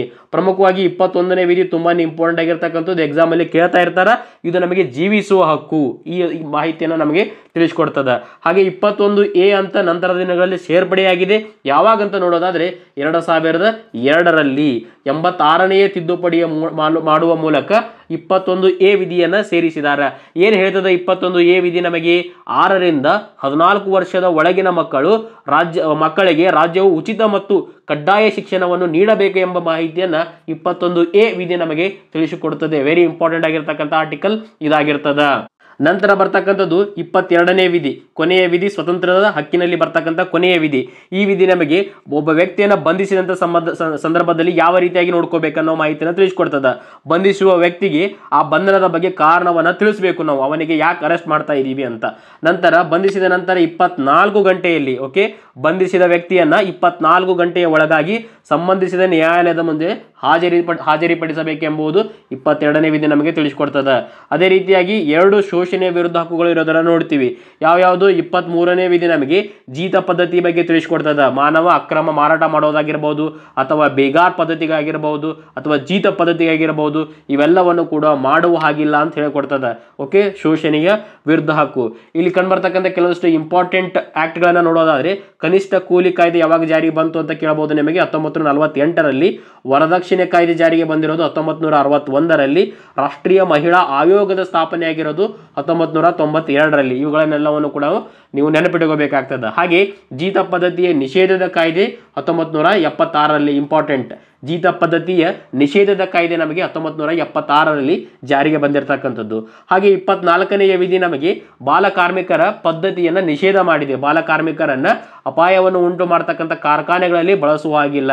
0ಯಿಂದ 14 ವರ್ಷದ ಒಳಗಿನ ಮಕ್ಕಳನ್ನು ಅಲ್ಲಿ ದುಡಿಸುವ ಹಾಗಿಲ್ಲ ಎಂಬ ಕಾಯ್ದೆಯನ್ನು ತಿಳಿಸಿಕೊಡ್ತಕ್ಕಂಥದ್ದು ನಮಗೆ ಸಂವಿಧಾನದ 24ನೇ ವಿಧಿ. ನೆಕ್ಸ್ಟ್, ಧಾರ್ಮಿಕ ಸ್ವಾತಂತ್ರ್ಯದ ಹಕ್ಕು. ಟೋಟಲ್ ಆಗಿ 4 ಧಾರ್ಮಿಕ ಸ್ವತಂತ್ರದ ಹಕ್ಕಿನ ಬಗ್ಗೆ ನೋಡ್ತೀವಿ ನಾವು. ಅಂದ್ರೆ ವ್ಯಕ್ತಿಗೆ ಧಾರ್ಮಿಕ ಸ್ವತಂತ್ರದ ಹಕ್ಕು ನೀಡಲಾಗಿದೆ ಎಂಬುದು, ಅಥವಾ ಯಾವುದೇ ಧರ್ಮದ ಹೆಸರಿನಲ್ಲಿ ಆಸ್ತಿಯನ್ನು ಸಂಪಾದಿಸುವುದಾಗಿರಬಹುದು, ಅಥವಾ ಒತ್ತಾಯ ಪೂರ್ವಕವಾಗಿ ತೆರಿಗೆಯನ್ನು ಪಡೆಯುವ ಹಾಗಿಲ್ಲ, ಅಥವಾ ಧಾರ್ಮಿಕ ಬೋಧನೆಗಳಾಗಿರಬಹುದು. ಈ ರೀತಿಯಾಗಿ ಟೋಟಲ್ ಆಗಿ 4 ಧಾರ್ಮಿಕ ಸ್ವತಂತ್ರದ ಹಕ್ಕುಗಳನ್ನು ನೋಡ್ತೀವಿ. ನಂತರದ ಸಾಂಸ್ಕೃತಿಕ ಹಕ್ಕು ಅಂತ ಬಂದಾಗ 2 ನೋಡ್ತೀವಿ. ಪ್ರಮುಖವಾಗಿ ಅಲ್ಪಸಂಖ್ಯಾತರ ಹಿತರಕ್ಷಣೆಯ ಬಗ್ಗೆ ನಾವು ಈ ಒಂದು ಸಾಂಸ್ಕೃತಿಕ ಮತ್ತು ಶೈಕ್ಷಣಿಕ ಹಕ್ಕಿನಲ್ಲಿ ನೋಡುವಂತಾಗಿದೆ. ಹಾಗೆ ಬರೋದು ನಮಗೆ ಕೊನೆಯದಾಗಿ 32ನೇ ವಿಧಿ. Very important. ಇದನ್ನು ನಾವು ಸಂವಿಧಾನದ ಪರಿಹಾರದ ಹಕ್ಕು ಅಥವಾ ರಿಟ್ ಅಂತ ಕರಿತೀವಿ ಇಂಗ್ಲಿಷ್ನಲ್ಲಿ. ನೆನಪಿಟ್ಟುಕೊಳ್ಳಿ, ವೆರಿ ಇಂಪಾರ್ಟೆಂಟ್ ಆಗಿರ್ತಕ್ಕಂಥದ್ದು 32ನೇ ವಿಧಿ. ಅಂದರೆ ಈ ಮೂಲಭೂತ ಹಕ್ಕುಗಳು ನಮಗೆ ವೈಲೇಟ್ ಆದಾಗ ನೇರವಾಗಿ ನಾವು ಇದನ್ನು ರಕ್ಷಣೆಯನ್ನು ಪಡೆದುಕೊಳ್ಳಬಹುದು. ಯಾವುದರ ಮೂಲಕ ಅಂತ? ಸಂವಿಧಾನದ ಮೂಲಕ ರಕ್ಷಣೆಯನ್ನು ಪಡೆದುಕೊಳ್ಳಬಹುದು ಅಂತ ನಮಗೆ ಸಂವಿಧಾನದ 32ನೇ ವಿಧಿ ನಮಗೆ ತಿಳಿಸಿಕೊಡ್ತಕ್ಕಂಥದ್ದು. ಅಂದರೆ ಇವು ವೈಲೇಟ್ ಆದ ಸಮಯದಲ್ಲಿ ನೇರವಾಗಿ ನಾವು ಸುಪ್ರೀಂ ಕೋರ್ಟ್ಗೆ ಹೋಗಬಹುದು. ಅರ್ಥ ಆಗ್ತಿದೆಯಲ್ಲ? ಮೂಲಭೂತ ಹಕ್ಕುಗಳು ಉಲ್ಲಂಘನೆ ಆದ ಸಂದರ್ಭದಲ್ಲಿ 32ನೇ ವಿಧಿಯನ್ನು ಬಳಸಿಕೊಂಡು ನೇರವಾಗಿ ನಾವು ಸುಪ್ರೀಂ ಕೋರ್ಟ್ಗೆ ಹೋಗಬಹುದಾಗಿದೆ. ಸೊ ಇದು ಬಂದ್ಬಿಟ್ಟು ಸುಪ್ರೀಂ ಕೋರ್ಟ್ನ ಬಗ್ಗೆ ಮಾಹಿತಿ ಆಯಿತು 32 ಅಂತ ನೋಡಿದಾಗ. ಹಾಗಾದ್ರೆ ಹೈಕೋರ್ಟ್ ಅಂತ ಬಂದಾಗ ಗೊತ್ತಿರಲಿ 226 2 ವಿಧಿ ಇಂಪಾರ್ಟೆಂಟ್ ಆಗಿರ್ತಕ್ಕಂಥದ್ದು. 32ನೇ ವಿಧಿ ನಮಗೆ ಸುಪ್ರೀಂ ಕೋರ್ಟ್ನ ಬಗ್ಗೆ ಹೇಳೋದಾದ್ರೆ 226ನೇ ವಿಧಿ ಹೈಕೋರ್ಟ್ಗೆ ಹೋಗೋದರ ಬಗ್ಗೆ ಹೇಳ್ಕೊಡ್ತದ. Very important. ನೆಕ್ಸ್ಟ್ ಪಾಯಿಂಟ್, ಈ ರಿಟ್ ಅಂತ ನೋಡಿದಾಗ ಪ್ರಮುಖವಾಗಿ ನಮಗೆ ಈ 5 ರಿಟ್ಗಳು ಬರೋದನ್ನು ನೋಡ್ತಾ ಹೋಗ್ತೀವಿ. ಮೊದಲನೇದಾಗಿ ಹೇಬಿಯಸ್ ಕಾರ್ಪಸ್ಕಸ್, ಎರಡನೇದಾಗಿ ಬರೋದು ಮ್ಯಾಂಡಾಮಸ್, ಮೂರನೇದಾಗಿ ಬರೋದು ಕೋ ವಾರಂಟ್, ನಾಲ್ಕನೇದಾಗಿ ಬರೋದು ಸರ್ಸಿರೋರಿ, ಹಾಗೆ ಐದನೇದಾಗಿ ಬರೋದು ಪ್ರೊಹಿಬಿಷನ್. ಈ ಮೊದಲನೇದಾಗಿ ನೋಡ್ತಕ್ಕಂಥದ್ದು ಯಾವುದು? ಹೇಬಿಯಸ್ ಕಾರ್ಪಸ್ ಅಂತ ಹೇಳಿದ್ದೇವೆ ನಾವು. ಹೇಬಿಯಸ್ ಕಾರ್ಪಸ್ ಅಂದ್ರೆ ಏನು? ಬಂಧಿಸಿದ ವ್ಯಕ್ತಿಯನ್ನು 24 ಗಂಟೆ ಒಳಗಾಗಿ ಸಂಬಂಧಿಸಿದ ನ್ಯಾಯಾಲಯ ಅಥವಾ ನ್ಯಾಯಾಧೀಶರ ಮುಂದೆ ಹಾಜರುಪಡಿಸಬೇಕೆಂಬುದನ್ನು ತಿಳಿಸಿಕೊಡೋದು ಈ ಹೇಬಿಯಸ್ ಕಾರ್ಪಸ್ಕಸ್. ಅರ್ಥ ಆಗ್ತಿದೆಯಲ್ಲ? Habeas corpus. ಕಾರ್ಪಸ್ ಅಂದ್ರೆ ನೋಡಿ, ಕಾರ್ಪಸ್ ಅಂತಕ್ಕಂಥ ಪದದಲ್ಲಿ ಕಾರ್ ಅಂತ ಒಂದು ಅಕ್ಷರ ನೋಡ್ತೀರಿ. ಕಾರ್ ನಾವೇನ್ ಮಾಡ್ತೀವಿ ಅಂದ್ರೆ, ಒಬ್ಬ ವ್ಯಕ್ತಿನ ಬಂಧಿಸಿದ ನಂತರ ಅವನನ್ನ ಕಾರ್ ಒಳಗಡೆ ಹಾಕಿಕೊಂಡು ಹೋಗ್ಬಿಟ್ಟು ನ್ಯಾಯಾಲಯದ ಮುಂದೆ ಸಬ್ಮಿಟ್ ಮಾಡ್ತೀವಿ ಅಂತ ನೆನಪಿಡಬೇಕು ಹೇಬಿಯಸ್ ಕಾರ್ಪಸ್ ಅಂತ ಬಂದಾಗ. ಎರಡನೇದೇ ಬರೋದು ಮ್ಯಾಂಡಮಸ್. ಮ್ಯಾಂಡಮಸ್ ಅಂದ್ರೆ ಏನು? ಪರಮಾದೇಶ. ಅಂದ್ರೆ ಸಾರ್ವಜನಿಕ ಪ್ರಾಧಿಕಾರವು ಅಥವಾ ಸಾರ್ವಜನಿಕ ಅಧಿಕಾರಿ ತನ್ನ ಕರ್ತವ್ಯವನ್ನು ನಿರ್ವಹಿಸುವಲ್ಲಿ ವಿಫಲವಾದಂತಹ ಸಂದರ್ಭದಲ್ಲಿ ಈ ಒಂದು ರಿಟನ್ನ ಜಾರಿಗೆ ಮಾಡ್ತಾರ. ಮ್ಯಾಂಡಮಸ್ ಅಂದ್ರೆ ಕೆಲಸವನ್ನ ಮಾಡಲಾರ್ದೆ ಮಂಡ ಮಾಡೋದು ಅಂತ ಕರೀತಾರಲ್ಲ ನಮ್ಮ ಉತ್ತರ ಕರ್ನಾಟಕ ಭಾಷೆಯಲ್ಲಿ. ಮಂಡದನಪ್ಪ ವ್ಯಕ್ತಿ ಅವನಂತ ಕರೀತಾರೆ. ಮಂಡ ಅಂದ್ರೆ ಏನು ಮಾಡೋದಿಲ್ಲ ಕೆಲಸ ಅಂತ ಆ ಅರ್ಥವನ್ನ ಕೊಡ್ತದ. ಸೊ ಮಂಡಮಸ್, ಮಂಡ ಅಂತಕ್ಕಂಥ ಪದದ ಅರ್ಥದ ಮುಖಾಂತರ ನೀವು ನೆನಪಿಟ್ಕೋಬೇಕಾಗ್ತದೆ. ನೆಕ್ಸ್ಟ್ ಬರೋದು ಕೋ ವಾರಂಟ್. ಕೋ ವಾರಂಟ್ ಅಂದ್ರೆ ಏನು? ಅಕ್ರಮವಾಗಿ ಹುದ್ದೆಯನ್ನು ಪಡೆದಿದ್ದರೆ ಅಥವಾ ಹುದ್ದೆಗೆ ತಕ್ಕ ಅರ್ಹತೆಯನ್ನು ಹೊಂದದೇ ಇದ್ದಂಥ ಸಂದರ್ಭದಲ್ಲಿ ಈ ಒಂದು ರಿಟನ್ನ ಹೊರಡಿಸ್ತಾರೆ. ವಾರಂಟ್ ಕೊಡೋದಂತ ಅರ್ಥ ಬರ್ತದೆ. ಆಮೇಲೆ ಸರ್ಸಿಯೋರರಿ. ಸರ್ಸಿಯೋರರಿ ಅಂದ್ರೆ ಸರ್ಸಿಯೋರರಿ ಅಂದ್ರೆ ಏನು ಅರ್ಥ ಮಾಡ್ಕೊಳ್ಳಿ, ಸರ್ಸೋದಂತ ಅರ್ಥ ಮಾಡ್ಕೋಬೇಕು. ಯಾವ ರೀತಿ ಅಂದ್ರೆ ಕೆಳ ನ್ಯಾಯಾಲಯದಲ್ಲಿರ್ತಕ್ಕಂಥ ಪ್ರಕರಣವನ್ನ ಮೇಲಿನ ನ್ಯಾಯಾಲಯಕ್ಕೆ ತೆಗೆದುಕೊಂಡು ಬರೋದಕ್ಕೆ ಸರ್ಸಿರೋರಿ. ಸರ್ಸೋದು ನಾವು ಕೆಳ ನ್ಯಾಯಾಲಯದಿಂದ ಮೇಲಿನ ನ್ಯಾಯಾಲಯಕ್ಕೆ ಸರ್ಸೋದಕ್ಕೆ ಸರ್ಸಿರೋರಿ ಅಂತ ಅರ್ಥ ಬರ್ತದೆ. ಕೊನೆಯದಾಗಿ ಬರೋದು ಪ್ರೊಹಿಬಿಷನ್. ಪ್ರೊಹಿಬಿಷನ್ ಅಂದ್ರೆ ಸ್ಟಾಪ್ ಮಾಡೋದಂತ ಅರ್ಥ. ಅಂದ್ರೆ ಕೆಳ ನ್ಯಾಯಾಲಯ ತನ್ನ ವ್ಯಾಪ್ತಿಯನ್ನ ಮೀರಿ ಆ ಪ್ರಕರಣವನ್ನ ತೆಗೆದುಕೊಳ್ಳಬಾರದು, ಅದರ ವ್ಯಾಪ್ತಿಯನ್ನ ಮೀರಿ ತೀರ್ಮಾನವನ್ನ ಮಾಡಬಾರದು ಅಥವಾ ನಿರ್ಣಯನ ಕೊಡಬಾರದು. ಪ್ರೊಹಿಬಿಷನ್ ಸ್ಟಾಪ್ ಅನ್ನೋ ಅರ್ಥವನ್ನ ಕೊಡ್ತದೆ. ಸೊ ಟೋಟಲ್ ಆಗಿ ಈ 4 ರಿಟ್ಗಳು ಇರೋದನ್ನ ನೋಡ್ತೀವಿ ಸಂವಿಧಾನದಲ್ಲಿ. ನೆನಪಿಟ್ಕೊಳ್ಳಿ, habeas corpus, mandamus, quo warranto, certiorari and finally prohibition. ಇವೆಲ್ಲವೂ ಎಲ್ಲಿ ಬರ್ತದೆ ಅಂದ್ರೆ 32ನೇ ವಿಧಿಯಲ್ಲಿ ಬರ್ತಕ್ಕಂಥದ್ದು. ನೆಕ್ಸ್ಟ್ ಮುಂದುವರೆದ ಭಾಗವಾಗಿ ರಾಜ್ಯ ನಿರ್ದೇಶಕ ತತ್ವಗಳ ಬಗ್ಗೆ ನೋಡಬೇಕಾಗ್ತದೆ. ರಾಜ್ಯ ನಿರ್ದೇಶಕ ತತ್ವಗಳು ನಮಗೆ ಸಂವಿಧಾನದ 36ನೇ ವಿಧಿಯಿಂದ 51ನೇ ವಿಧಿಯ ಒಳಗಡೆ ಇರೋದನ್ನ ನೋಡ್ತೀವಿ. ಪ್ರಮುಖವಾಗಿ ಇಲ್ಲಿ ಎಕ್ಸಾಮ್ ದೃಷ್ಟಿಯಿಂದ ಇಂಪಾರ್ಟೆಂಟ್ ಆಗಿರ್ತಕ್ಕಂಥ ಮೊದಲನೇ ವಿಧಿ ಯಾವುದಂತ ನೋಡೋದಾದ್ರೆ 40ನೇ ವಿಧಿ. ಇದು ಪಂಚಾಯತ್ ರಾಜ್ ಸ್ಥಾಪನೆಯ ಬಗ್ಗೆ ಹೇಳ್ಕೊಡ್ತದೆ. ಸೊ ನೋಡಿ, ಇಲ್ಲಿ ನಾನು ಇಮೇಜ್ ಅನ್ನು ಕೂಡ ಕೊಡ್ತಾ ಇದ್ದೀನಿ ನಿಮಗೆ ಹೆಲ್ಪ್ ಆಗಲಿ ಅಂತ. ಪಂಚಾಯತ್ ರಾಜ್ ಅಂದ್ರೆ ಹಳ್ಳಿಗಳಲ್ಲಿ ಇರ್ತಕ್ಕಂಥ ವ್ಯವಸ್ಥೆ, ಅಂದ್ರೆ ಹಳ್ಳಿಯನ್ನು ಅಭಿವೃದ್ಧಿ ಮಾಡೋದ್ರ ಪ್ರಮುಖ ಉದ್ದೇಶ ಆಗಿರ್ತದೆ ಪಂಚಾಯತ್ ರಾಜ್ ಅಂತ ಬಂದಾಗ. ಅರ್ಥ ಆಗ್ತಿದೆಯಲ್ಲ. ಸೊ ನೋಡಿ, ಈ 40 ಅಂತ ಹೇಗೆ ನೆನ್ಪಿಡಬೇಕು, ಈ ಇಮೇಜನ್ನು ನೋಡ್ತಾ ಹೋಗಿ ಇಲ್ಲಿ ಕೂತಿರ್ತಕ್ಕಂಥ ಜನಸಂಖ್ಯೆಯನ್ನು ಕೌಂಟ್ ಮಾಡಿದರೆ ನಮಗೆ 40 ಬರ್ತದೆ. ಹಾಗಾಗಿ 40 ಅಂತ ನೆನ್ಪಿಟ್ಕೊಂಬಿಡಿ, 40 ಪಂಚಾಯತ್ ರಾಜ್ ಬಗ್ಗೆ. ಅರ್ಥ ಆಗ್ತಿದೆಯಲ್ಲ. ನೆಕ್ಸ್ಟ್ ಆಮೇಲೆ ಬರೋದು 44ನೇ ವಿಧಿ. ಇದು ಏಕರೂಪ ನಾಗರಿಕ ಸಂಹಿತೆ ಅಂದರೆ ಯೂನಿಫಾರ್ಮ್ ಸಿವಿಲ್ ಕೋಡ್. ಇಲ್ಲಿ ಕೊಟ್ಟಿರ್ತಕ್ಕಂಥ ಇಮೇಜನ್ನು ಕೂಡ ನೋಡ್ಬೋದು ನೀವು. ಹಿಂದೂ ಆಗಿರಲಿ, ಮುಸ್ಲಿಂ ಆಗಿರಲಿ, ಕ್ರೈಸ್ತ ಆಗಿರಲಿ, ಎಲ್ಲರಿಗೂ ಕೂಡ ಸಮಾನವಾಗಿರ್ತಕ್ಕಂಥ ನ್ಯಾಯ ಸಂಹಿತೆ ಇರಬೇಕು ಅನ್ನೋದು 44ನೇ ವಿಧಿ ಹೇಳ್ಕೊಡ್ತದೆ ನಮಗೆ. ಸಮಾನ ಅಂತ ಯಾವ ರೀತಿ ನೆನ್ಪಿಡಬೇಕು, ಇಲ್ಲೇನು ಕೊಟ್ಟಿದ್ದಾರೆ, 4 ಸೇಮ್ ರೂಲ್ ಅಂತ ಅರ್ಥ ಮಾಡ್ಕೋಬೇಕು. 44 ಬಂದರೆ ಯೂನಿಫಾರ್ಮ್ ಸಿವಿಲ್ ಕೋಡ್, 44 ಅಂದರೆ ಸೇಮ್ ಇದಾವಲ್ಲ, ಆ ರೀತಿಯಾಗಿ. ಸದ್ಯಕ್ಕೆ ಇದನ್ನು ಅಡಾಪ್ಟ್ ಮಾಡ್ಕೊಂಡಿರ್ತಕ್ಕಂಥ ರಾಜ್ಯ ಯಾವುದಂತ ಕೇಳಿದರೆ ನಮಗೆ ಉತ್ತರಾಖಂಡ್ ಅಂತ ನಾವು ಮಾಹಿತಿ ಕೂಡ ಗೊತ್ತಿರಬೇಕಾಗ್ತದೆ. ನೆಕ್ಸ್ಟ್ ಬರೋದು 48ನೇ ವಿಧಿ. 48ನೇ ವಿಧಿಗೆ ಸಂಬಂಧಪಟ್ಟಿರ್ತಕ್ಕಂಥ ಇಮೇಜನ್ನು ಕೂಡ ನೀವು ಇಲ್ಲಿ ನೋಡ್ತಾ ಇದ್ದೀರಾ. ಇಮೇಜನ್ನು ಕೊಡುವ ಪ್ರಮುಖ ಉದ್ದೇಶ ಅಂದರೆ ಅದನ್ನು ನೋಡಿದರೆ ನಿಮಗೆ ಜಾಸ್ತಿ ದಿನಗಳ ತನಕ ಮಾಹಿತಿ ನೆನಪುಳಿತದ ಮೈಂಡಲ್ಲಿ ಅನ್ನುವ ಕಾರಣಕ್ಕೋಸ್ಕರ. 48ನೇ ವಿಧಿ ನಮಗೆ ಕೃಷಿಯಲ್ಲಿ ಆಧುನೀಕರಣದ ಬಗ್ಗೆ ತಿಳಿಸ್ಕೊಡ್ತದೆ. 48ನೇ ವಿಧಿ ಕೃಷಿಯಲ್ಲಿ ಆಧುನೀಕರಣ. ನೋಡಿ, ಇವೆಲ್ಲವೂ ಬರೋದು ನಮಗೆ ರಾಜ್ಯ ನಿರ್ದೇಶಕ ತತ್ವಗಳಲ್ಲಿ, ಅಂದರೆ DPSP ಅಂತ ಕರಿತೀವಿ. DPSP ಯಾವ ಒಂದು ದೇಶದ ಸಂವಿಧಾನದಿಂದ ಇದನ್ನು ಎರವಲು ಪಡೆದುಕೊಂಡಿದ್ದೀವಿ ಅಂದರೆ ನಾವು ಐರಿಷ್, ಅರ್ಥ ಮಾಡ್ಕೊಳ್ಳಿ, ಇದು ಕೂಡ ಇಂಪಾರ್ಟೆಂಟ್. ಐರಿಷ್ ಸಂವಿಧಾನದಿಂದ ಇದನ್ನು ಎರವಲು ಪಡ್ಕೊಂಡಿದ್ದೀವಿ. ಸಂವಿಧಾನದ ಯಾವ ಭಾಗದಲ್ಲಿ ಕಂಡು ಬರ್ತದೆ ಅಂತ ಎಕ್ಸಾಮಲ್ಲಿ ಏನ ಕೇಳಿದರೆ 4ನೆಯ ಭಾಗದಲ್ಲಿ ಇವೆಲ್ಲ ಮಾಹಿತಿಗಳು ನಮಗೆ ಕಂಡು ಬರುತ್ತದೆ ಅಂತ ಅರ್ಥ ಗೊತ್ತಿರಬೇಕಾಗ್ತದೆ. ಅರ್ಥ ಆಗ್ತಿದೆಯಲ್ಲ. ಸೊ ಸದ್ಯಕ್ಕೆ 48ನೇ ವಿಧಿ ಕೃಷಿಗೆ ಸಂಬಂಧಪಟ್ಟಿರ್ತಕ್ಕಂಥದ್ದು. ಅದಕ್ಕೋಸ್ಕರ ಇಲ್ಲಿ ನೋಡಿ, ಒಬ್ಬ ರೈತನ ಕೊಟ್ಟಿದೆ, ಟ್ರ್ಯಾಕ್ಟರ್ನ ಕೊಟ್ಟಿದೆ, ಇಲ್ಲಿ ಮೇಜನ್ನು ನೋಡ್ಬೋದು ನೀವು, ಹೊಲ ಇರ್ತಕ್ಕಂಥದ್ದು, ಇಲ್ಲಿ ಗೋಗಳಿರ್ತಕ್ಕಂಥದ್ದು. ಸೊ ಗೋಗಳನ್ನು ಯಾಕೆ ಕೊಟ್ಟಿದೆ ಅಂದರೆ ಗೋ ಹತ್ಯೆ ನಿಷೇಧದ ಬಗ್ಗೆ ಕೂಡ ಇದೇ ಒಂದು ರಾಜ್ಯ ನಿರ್ದೇಶಕ ತತ್ವದಲ್ಲಿ ನಾವು ಮಾತಾಡಿದ್ದೀವಿ. ಹಾಗಾಗಿ ಇಲ್ಲಿ ಗೋಗಳನ್ನು ಕೂಡ ಕೊಟ್ಟಿರ್ತಕ್ಕಂಥದ್ದು. ಅರ್ಥ ಆಗ್ತಿದೆಯಲ್ಲ. ಸೊ ಇದಿಷ್ಟು ಮಾಹಿತಿ 48ನೇ ವಿಧಿ ಬಗ್ಗೆ. ಕೃಷಿಯಲ್ಲಿ ಆಧುನೀಕರಣಗೊಳಿಸೋದು, ಪಶುಸಂಗೋಪನೆ ಮಾಡೋದು, ಗೋವು, ಕರು ಅಥವಾ ಇತರೆ ಹಾಲು ಕೊಡುವ ಪ್ರಾಣಿಗಳನ್ನು ಹತ್ಯೆ ಮಾಡಬಾರದೆಂಬುದನ್ನು ನಮಗೆ ಈ 48ನೇ ವಿಧಿ ತಿಳಿಸ್ಕೊಡ್ತದೆ. ನೆಕ್ಸ್ಟ್ ಬರೋದು 45ನೇ ವಿಧಿ ಏನು ಹೇಳ್ಕೊಡ್ತದೆ ಅಂದರೆ ಇದು ಶಿಕ್ಷಣಕ್ಕೆ ಸಂಬಂಧಪಟ್ಟಿರ್ತಕ್ಕಂಥದ್ದು. ಪ್ರಮುಖವಾಗಿ ಪೂರ್ವ ಬಾಲ್ಯ ಶಿಕ್ಷಣದ ಬಗ್ಗೆ. ಇಲ್ಲಿ ಇಮೇಜಲ್ಲೂ ಕೂಡ ನೋಡ್ಬೋದು ನೀವು, ಮಕ್ಕಳು ಕೂತ್ಕೊಂಡ್ಬಿಟ್ಟು ಪಾಠವನ್ನು ಕಲಿತಾ ಇದೆ. ಇಲ್ಲಿ ಟೀಚರ್ಸ್ಗಳು ಟೀಚನ್ನು ಮಾಡ್ತಾ ಇದ್ದಾರೆ. 45ನೇ ವಿಧಿ ಪೂರ್ವ ಬಾಲ್ಯ ಶಿಕ್ಷಣದ ಬಗ್ಗೆ ತಿಳಿಸ್ಕೊಡ್ತದೆ. ಅಂದರೆ 6 ವರ್ಷದ ಒಳಗಿನ ಮಕ್ಕಳನ್ನು ಪೂರ್ವ ಬಾಲ್ಯ ಶಿಕ್ಷಣಕ್ಕೆ ಒಳಪಡಿಸಬೇಕೆಂಬುದು ಈ ವಿಧಿಯಲ್ಲಿ ಹೇಳಲಾಗಿದೆ. ಎಷ್ಟು ವರ್ಷದ ಮಕ್ಕಳನ್ನು ಅಂತ ಕೇಳಬಹುದು, 6 ವರ್ಷದ ಒಳಗಿನ ಮಕ್ಕಳನ್ನು. ಇಮೇಜನ್ನು ನೀವು ನೋಡಿದರೆ ನಿಮಗೆ ಡೆಫಿನೆಟ್ಲಿ ಹೆಲ್ಪ್ ಆಗ್ತದೆ. ನೋಡಿ, ಮಕ್ಕಳು ಪಾಠವನ್ನು ಕಲಿತಾ ಕೂತಿದ್ದಾರಲ್ವಾ, ಅದಕ್ಕೋಸ್ಕರ. ನೆಕ್ಸ್ಟ್ ಬರೋದು 48A. ಇದೇನು ಹೇಳ್ತದೆ ನಮಗೆ, ಪರಿಸರದ ಸಂರಕ್ಷಣೆ ಬಗ್ಗೆ ಹೇಳ್ತದೆ. ಇಲ್ಲಿ ಇಮೇಜಲ್ಲೂ ಕೂಡ ನೋಡಬಹುದು, ಪರಿಸರವನ್ನು ಕೊಟ್ಟಿದ್ದೀವಿ. 48ನೇ ಈ ಆರ್ಟಿಕಲ್ ನಮಗೆ ಪರಿಸರದ ಸಂರಕ್ಷಣೆ, ಮರ ಗಿಡಗಳ ರಕ್ಷಣೆ ಬಗ್ಗೆ ಹೇಳ್ಕೊಡ್ತದೆ. ಇದನ್ನು ಹೆಂಗೆ ನೆನ್ಪಿಡಬೇಕು, ರೀಸೆಂಟಾಗಿ ನಮ್ಮ ರಿಯಲ್ ಸ್ಟಾರ್ ಯಾರು ಉಪೇಂದ್ರ ಅವರ ಒಂದು ಫಿಲ್ಮ್ ಬಂತು, ಯಾವ್ದು ಹೇಳಿ, UI ಫಿಲ್ಮಲ್ಲಿ ಏನು ಹೇಳಿದಾರ, ಅಲ್ಲಿ ಪರಿಸರದ ಬಗ್ಗೆ ಕೂಡ ಅವರು ಮಾತನಾಡಿದ್ದಾರೆ. ಅಥವಾ ದೇಶದ ರಕ್ಷಣೆ ಬಗ್ಗೆ ಭಾರತ ಮಾತೆಯನ್ನು ಯಾವ ರೀತಿಯಾಗಿ ದುರ್ಬಳಕೆಯನ್ನು ಮಾಡ್ಕೋತಾ ಇದ್ದಾರೆ ಅಂತ ಒಂದು ಅರ್ಥದಲ್ಲಿ ಹೇಳಿದರೆ, ಇನ್ನೊಂದು ಅರ್ಥದಲ್ಲಿ ಅದನ್ನು ಪರಿಸರಕ್ಕೆ ಹೋಲಿಕೆಯನ್ನು ಮಾಡಿದ್ದಾರೆ. ಅರ್ಥ ಆಗ್ತಿದೆಯಲ್ಲ. ಪರಿಸರಕ್ಕೆ ಮಾಡಿ ಅದನ್ನು ತೋರಿಸಿರ್ತಕ್ಕಂಥದ್ದನ್ನು ನಾವು ಆಲ್ರೆಡಿ ನೋಡಿದ್ದೀವಿ. ಯಾರು ಮಾಡಿದಾರ ಆ ಫಿಲ್ಮನ್ನು, ಉಪೇಂದ್ರ ಮಾಡಿದಾರ. ಉಪೇಂದ್ರ ಮಾಡಿರೋ ಇನ್ನೊಂದು ಮೂವಿ ಹೆಸರೇನು, ಎ ಮೂವಿ. ಸೊ ಹಾಗಾಗಿ 48A ಅಂತ ನೆನಪಿಡಬೇಕಾಗ್ತದೆ. ಸೊ 48ಕ್ಕೆ ಮತ್ತು 48ಕ್ಕೆ ಕನ್ಫ್ಯೂಷನ್ ಅಂತ ಸಮಯದಲ್ಲಿ ಈ ರೀತಿಯಾಗಿ ನೆನಪಿಡಬೇಕು. 48A ಯಾರು ಮಾಡಿದಾರ, ಉಪೇಂದ್ರ ಮಾಡಿರ್ತಕ್ಕಂಥ ಮೂವಿ. ಅವನೇ ಮಾಡಿರ್ತಕ್ಕಂಥ ಮೂವಿ ಯಾವುದು ಇವಾಗ, UI ಮೂವಿಯಲ್ಲಿ ಏನು ಹೇಳಿದಾರ, ಪರಿಸರದ ಸಂರಕ್ಷಣೆ ಅಥವಾ ಯಾವ ರೀತಿಯಾಗಿ ಹಾಳಾಗ್ತದೆ ಅನ್ನೋದನ್ನು ತೋರಿಸಿಕೊಟ್ಟಿದ್ದಾರೆ. ಹಾಗಾಗಿ ನೆನಪಿಟ್ಕೊಳ್ಳಿ, 48ನೇ ವಿಧಿ ಪರಿಸರದ ಸಂರಕ್ಷಣೆ ಬಗ್ಗೆ ಹೇಳ್ತದ. ಅದರ ಜೊತೆಗೆ ಇದೇ ಪ್ರಶ್ನೆಯನ್ನು PSI ಪರೀಕ್ಷೆಯಲ್ಲಿ ಕೇಳಿರೋದನ್ನು ಕೂಡ ನಾವು ನೋಡ್ತಾ ಬರ್ತೀವಿ. ಹಾಗಾಗಿ ವೆರಿ ಇಂಪಾರ್ಟೆಂಟ್. ವಿಧಿ 48A ಪರಿಸರದ ಸಂರಕ್ಷಣೆ ಬಗ್ಗೆ ನಮಗೆ ಮಾಹಿತಿಯನ್ನು ತಿಳಿಸ್ಕೊಡ್ತದ. ನೆಕ್ಸ್ಟ್ ಬರೋದು ವಿಧಿ 49. ಇದು ಐತಿಹಾಸಿಕ ಸ್ಮಾರಕಗಳ ರಕ್ಷಣೆ ಬಗ್ಗೆ ತಿಳಿಸ್ಕೊಡ್ತದೆ. ಇಲ್ಲಿ ಇಮೇಜಲ್ಲೂ ಕೂಡ ನೋಡ್ಬೋದು, ಐತಿಹಾಸಿಕ ಸ್ಮಾರಕಗಳಂದ್ರೆ ಯಾವುದ್ರ, ತಾಜ್ ಮಹಲ್ ಆಗಿರ್ಬೋದು, ಗೋಲ್ ಗುಮ್ಮಟ್ ಆಗಿರ್ಬೋದು, ಕುತುಬ್ ಮಿನಾರ್ ಆಗಿರ್ಬೋದು, ಇವೆಲ್ಲವೂ ಏನು ಐತಿಹಾಸಿಕ ಸ್ಮಾರಕಗಳು. ಅವು ಹಾಳಾಗದೇ ಇರುವ ರೀತಿಯಲ್ಲಿ ನಾವು ನೋಡ್ಕೋಬೇಕು, ಅವುಗಳ ರಕ್ಷಣೆ ಮಾಡಬೇಕು, ಅದು ನಮ್ಮ ಕರ್ತವ್ಯ ಎಂಬುದನ್ನು ಈ ರಾಜ್ಯ ನಿರ್ದೇಶಕ ತತ್ವ ತಿಳಿಸ್ಕೊಡ್ತದೆ. ಅವುಗಳ ರಕ್ಷಣೆ ಮಾಡಬೇಕಂತ ಹೇಳ್ತದೆ. ನಾವು ರಕ್ಷಣೆ ಮಾಡಲಿಲ್ಲ ಅಂದರೆ ಅದರ ಅಗೇನೆಸ್ಟ್ ಆಗಿ ಕಾನೂನನ್ನು ತೆಗೆದುಕೊಳ್ಳುವ ಒಂದು ಪರ್ಮಿಷನ್ ಇದೆಯಾ, ಇಲ್ಲ. ಯಾಕಂದರೆ ಇದಕ್ಕೆ ರಕ್ಷಣೆಯನ್ನು ಕೊಟ್ಟಿಲ್ಲ. ಇದು ನಮ್ಮ ಅಭಿವೃದ್ಧಿಗಾಗಿ, ದೇಶದ ಅಭಿವೃದ್ಧಿಗಾಗಿ, ಒಳಿತಿಗಾಗಿ ಅವುಗಳ ರಕ್ಷಣೆ ಮಾಡಬೇಕು. ಮಾಡಲಿಲ್ಲ ಅಂದರೆ ಅದರ ವಿರುದ್ಧವಾಗಿ ಯಾವುದೇ ರೀತಿ ಕಾನೂನು ತೆಗೆದುಕೊಳ್ಳುವ ಅವಕಾಶ ಇಲ್ಲ. ಅರ್ಥ ಮಾಡ್ಕೊಳ್ಳಿ. 49ನೇ ವಿಧಿ ಐತಿಹಾಸಿಕ ಸ್ಮಾರಕಗಳ ಬಗ್ಗೆ. ವಿಧಿ 41. ವಿಧಿ 41 ಸಹಾಯಧನದ ಬಗ್ಗೆ ತಿಳಿಸ್ಕೊಡ್ತದೆ. ಫಾರ್ ಎಕ್ಸಾಂಪಲ್, ಇವಾಗ ನಮ್ಮ ಅಜ್ಜಿ ಅಥವಾ ತಾತಂದ್ರಿಗೆ ಏನಾಗ್ತಾ ಇರ್ತದೆ ಅಂದರೆ ಸರ್ಕಾರದ ಕಡೆಯಿಂದ ಪ್ರತಿ ತಿಂಗಳು ಇಂತಿಷ್ಟು ಅಮೌಂಟ್ ಅಂತ ಬರ್ತಾ ಇರ್ತದೆ. ಯಾಕಪ್ಪ ಅಂದರೆ ಅವರಿಗೆ ದುಡಿಲಿಕ್ಕೆ ಆಗೋದಿಲ್ಲ. ಹಾಗಾಗಿ ಸರ್ಕಾರನೇ ಅವರಿಗೆ ನೀಡ್ತಾ ಇರ್ತದೆ. ನೀವು ಅರ್ಥ ಮಾಡ್ಕೋಬೇಕು. ನೀವು ಇಮೇಜಲ್ಲಿ ಕೊಡ್ತಾ ಇದ್ದೀವಿ ನೋಡಿ, ಅಂಗವಿಕಲರಾಗಿರಬಹುದು ಅಥವಾ ವೃದ್ಧರಿಗಾಗಿರಬಹುದು, ಅವರೆಲ್ಲರಿಗೂ ಕೂಡ ಸಹಾಯಧನವನ್ನು ನೀಡಬೇಕು ಎಂಬುದು ಈ ಒಂದು ವಿಧಿಯ ಉದ್ದೇಶ ಆಗಿದೆ. ಯಾವುದು 41 ಅರ್ಥ ಮಾಡ್ಕೊಳ್ಳಿ, ಇಲ್ಲಿ 49 ಅಂತ ಪ್ರಿಂಟ್ ಮಿಸ್ಟೇಕ್ ಆಗಿದೆ, 41 ಆಗಿರಬೇಕಾಗಿರ್ತಕ್ಕಂಥದ್ದು ಸರಿಯಾಗಿರ್ತಕ್ಕಂಥ ವಿಧಿ. ಸಹಾಯಧನ ಅಂಗವಿಕಲರಿಗೆ, ವೃದ್ಧರಿಗೆ, ನಿರುದ್ಯೋಗಿಗಳಿಗೆ ಸಹಾಯಧನ ನೀಡಬೇಕೆಂಬುದು ಈ ವಿಧಿ ನಮಗೆ ತಿಳಿಸ್ಕೊಡ್ತದೆ. ನೆಕ್ಸ್ಟ್ 52ನೇ ವಿಧಿ ರಾಷ್ಟ್ರಪತಿಯ ಸ್ಥಾನದ ಬಗ್ಗೆ ತಿಳಿಸ್ಕೊಡ್ತದೆ. ರಾಷ್ಟ್ರಪತಿಯ ಸ್ಥಾನದ ಬಗ್ಗೆ 52ನೇ ವಿಧಿ. ಇಲ್ಲಿ ಇಮೇಜಲ್ಲೂ ಕೂಡ ನೀವು ಅದಕ್ಕೆ ಸಂಬಂಧಪಟ್ಟಿರ್ತಕ್ಕಂಥ ಮಾಹಿತಿಯನ್ನು ನೋಡಬಹುದಾಗಿದೆ. ಓಕೆ, ಸೊ ಇದೇ ಹುದ್ದೆಯನ್ನು ಕೂಡ ನಾವು ಬ್ರಿಟನ್ ದೊರೆಯ ಹುದ್ದೆಗೆ ಹೋಲಿಸಿರೋದನ್ನು ಸಂವಿಧಾನದಲ್ಲಿ ನೋಡಬಹುದು. ಸೊ ಟೋಟಲ್ ಆಗಿ 52ನೇ ವಿಧಿ ರಾಷ್ಟ್ರಪತಿಯ ಸ್ಥಾನದ ಬಗ್ಗೆ ಹೇಳ್ತದೆ.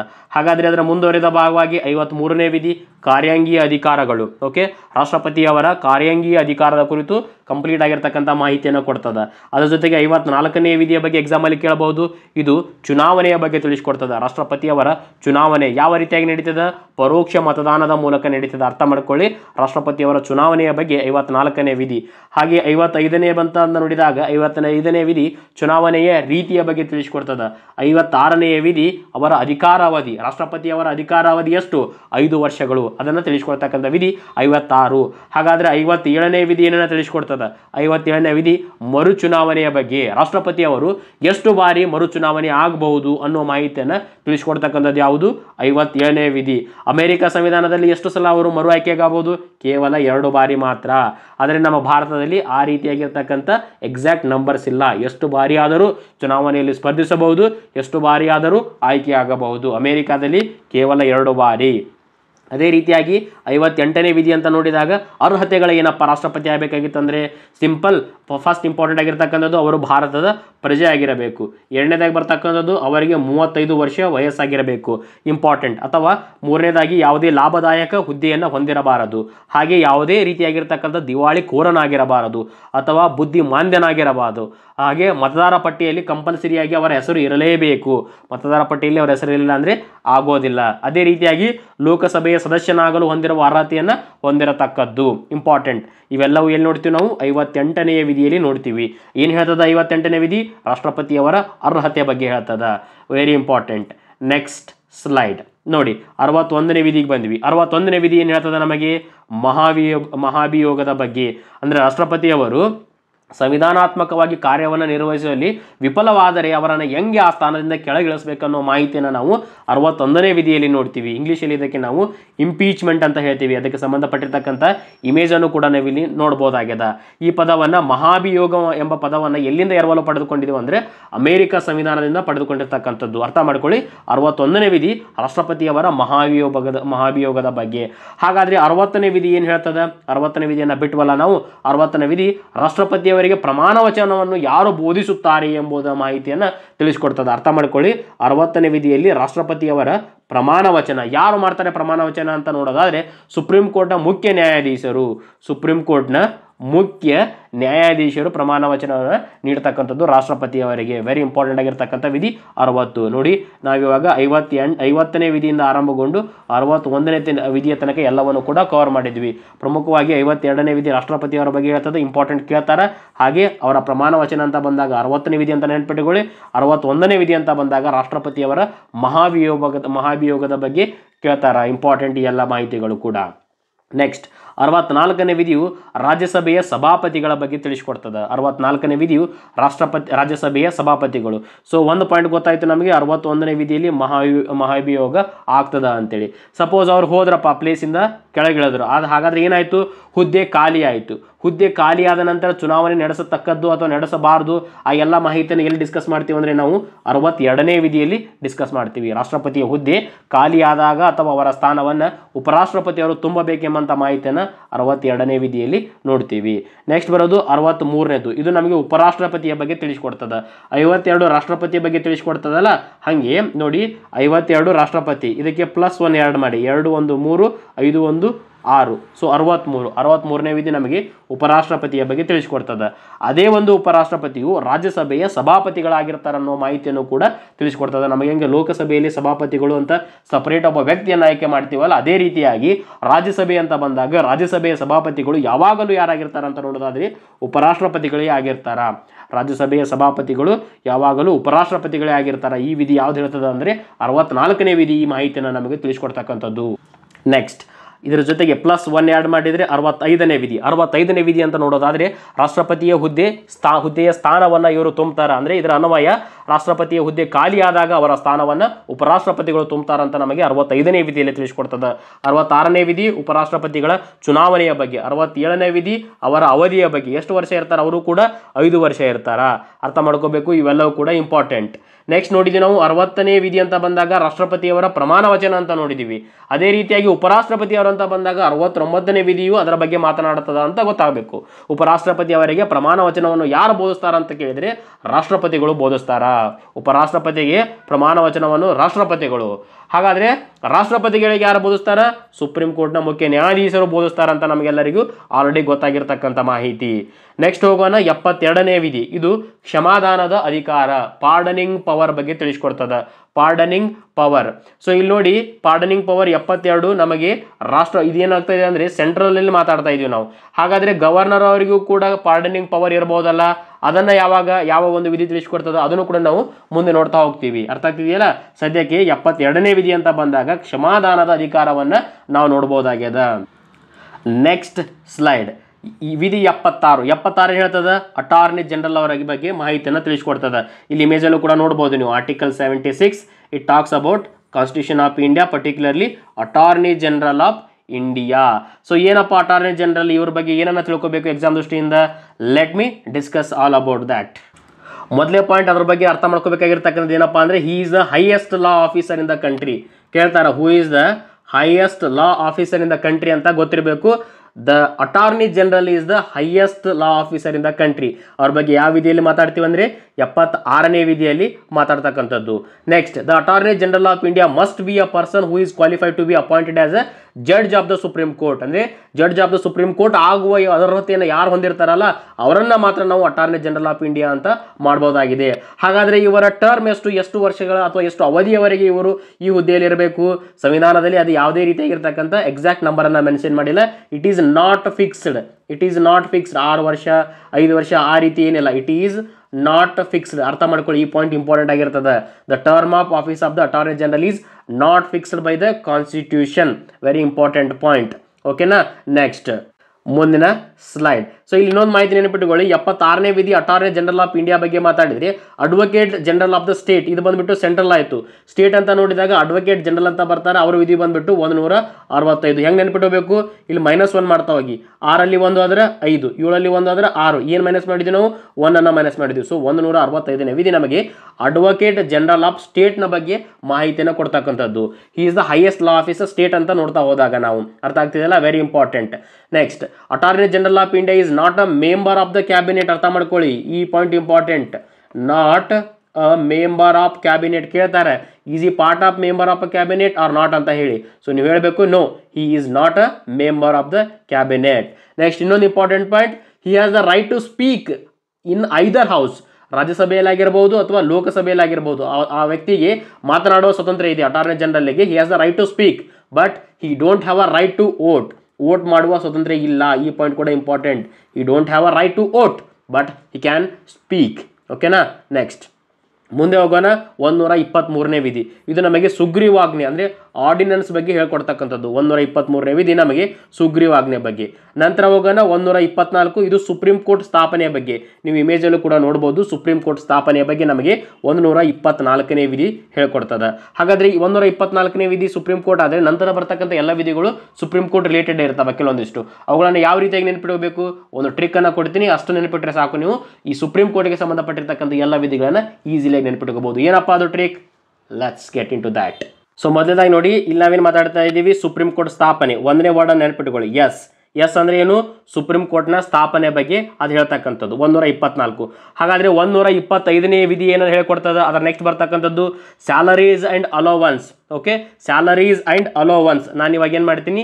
ಎ ಅಂತಕ್ಕಂಥ ಪದವನ್ನು ಆ್ಯಡ್ ಮಾಡ್ಕೋತೀನಿ. ಒಂದೇದು ಸುಪ್ರೀಂ ಕೋರ್ಟ್. 125ನೇ ವಿಧಿ ಸ್ಯಾಲರೀಸ್ ಆ್ಯಂಡ್ ಅಲೋವನ್ಸ್ ಬಗ್ಗೆ ಹೇಳ್ಕೊಡ್ತದೆ. ಹಾಗಾಗಿ ಎ ಅಂತಕ್ಕಂಥ ವರ್ಡನ್ನೇ ಆ್ಯಡ್ ಮಾಡ್ಕೊಂಡೆ. ಸೊ ಫೈನಲ್ ನಿಮಗೊಂದು ವರ್ಡ್ ಕೊನೆಯದಾಗಿ ಬರ್ತದೆ, ಅಷ್ಟು ನೆನಪಿಟ್ಕೋಬೇಕು. ಅದು ಹೆಂಗೆ ಬರ್ತದೆ ಅಂತ ನಾನು ಇಲ್ಲಿ ಹೇಳ್ತಾ ಇದ್ದೀನಿ. ನೆಕ್ಸ್ಟ್ 126ನೇ ವಿಧಿ ಏನು ಹೇಳ್ತದೆ ನಮಗೆ? ಆಕ್ಟಿಂಗ್ ಚೀಫ್ ಜಸ್ಟಿಸ್ ಬಗ್ಗೆ ಹೇಳ್ತದ. Under article 126 we are talking about acting chief justice. ಅರ್ಥ ಆಗ್ತಿದೆಯಲ್ಲ 126. ಹಾಗಾದರೆ 127ನೇ ವಿಧಿ ಏನು ಹೇಳ್ಕೊಳ್ತದ ಅಡಾಕ್ಡ್ ಜಡ್ಜಸ್ ಬಗ್ಗೆ ಹೇಳ್ತದ. ಅಡಾಕ್ ಜಡ್ಜಸ್ ಅರ್ಥ ಮಾಡ್ಕೊಳ್ಳಿ, ಇದು ಆಕ್ಟಿಂಗ್ ಜಡ್ಜಸ್, ಇದು ಅಡಾಕ್ ಜಡ್ಜಸ್. ಇದು ಬಂದ್ಬಿಟ್ಟು allowance. Let me write complete word for the better understanding. Allowance and this one about acting and this one about ad hoc judges. 124, 125, 126, 127. ಹಾಗಾದರೆ 128ನೇ ವಿಧಿ ಏನು ಹೇಳ್ತದೆ ರಿಟೈರ್ಡ್ ಜಡ್ಜಸ್ ಬಗ್ಗೆ ಹೇಳ್ತದೆ. ರಿಟೈರ್ಡ್ ಜಡ್ಜಸ್ ಬಗ್ಗೆ 128ನೇ ವಿಧಿ. ಹಾಗಾದರೆ 129ನೇ ವಿಧಿ ಏನು ಹೇಳ್ತದೆ, ಇಲ್ಲಿ ತನಕ ಕ್ಲಿಯರ್ ಆಯಿತು ನಿಮಗೆ ಯಾವುದು 124 ಯಾವುದು 125 ಆ ರೀತಿಯಾಗಿ. ಹಾಗಾದರೆ 121ನೇ ವಿಧಿ ಏನು ಹೇಳ್ತದೆ ಅದು ಕೂಡ ಇಂಪಾರ್ಟೆಂಟ್ ಅಲ್ಲ. 129, 130. 130 ಅಂತ ಬಂದಾಗ seat of the Supreme Court ಬಗ್ಗೆ ಹೇಳ್ತದೆ. Seat of the Supreme Court ಬಗ್ಗೆ ಹೇಳ್ತದೆ. ಓಕೆನಾ. ಸೊ 129 ಬಿಟ್ಟಿದ್ವಿ. ಇದು ಬಂದ್ಬಿಟ್ಟು ಕೋರ್ಟ್ ಆಫ್ ರೆಕಾರ್ಡ್.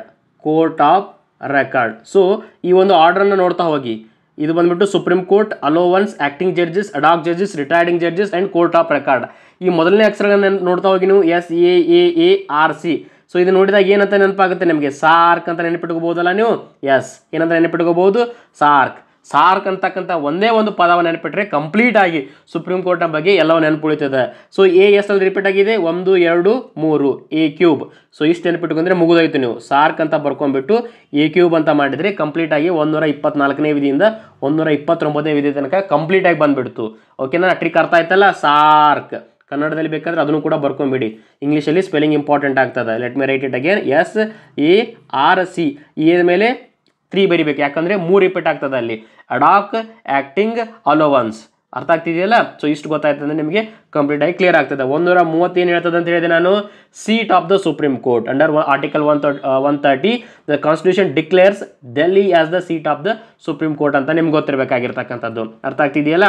ನೆಕ್ಸ್ಟ್ ಮುಂದೆ ಹೋಗೋಣ. 89 ಫಾರ್ಮುಲಾ ಅಂತ ಕೊಟ್ಟಿದ್ದೀನಿ. ಏನಪ್ಪ ಇದು 89 ಫಾರ್ಮುಲಾ?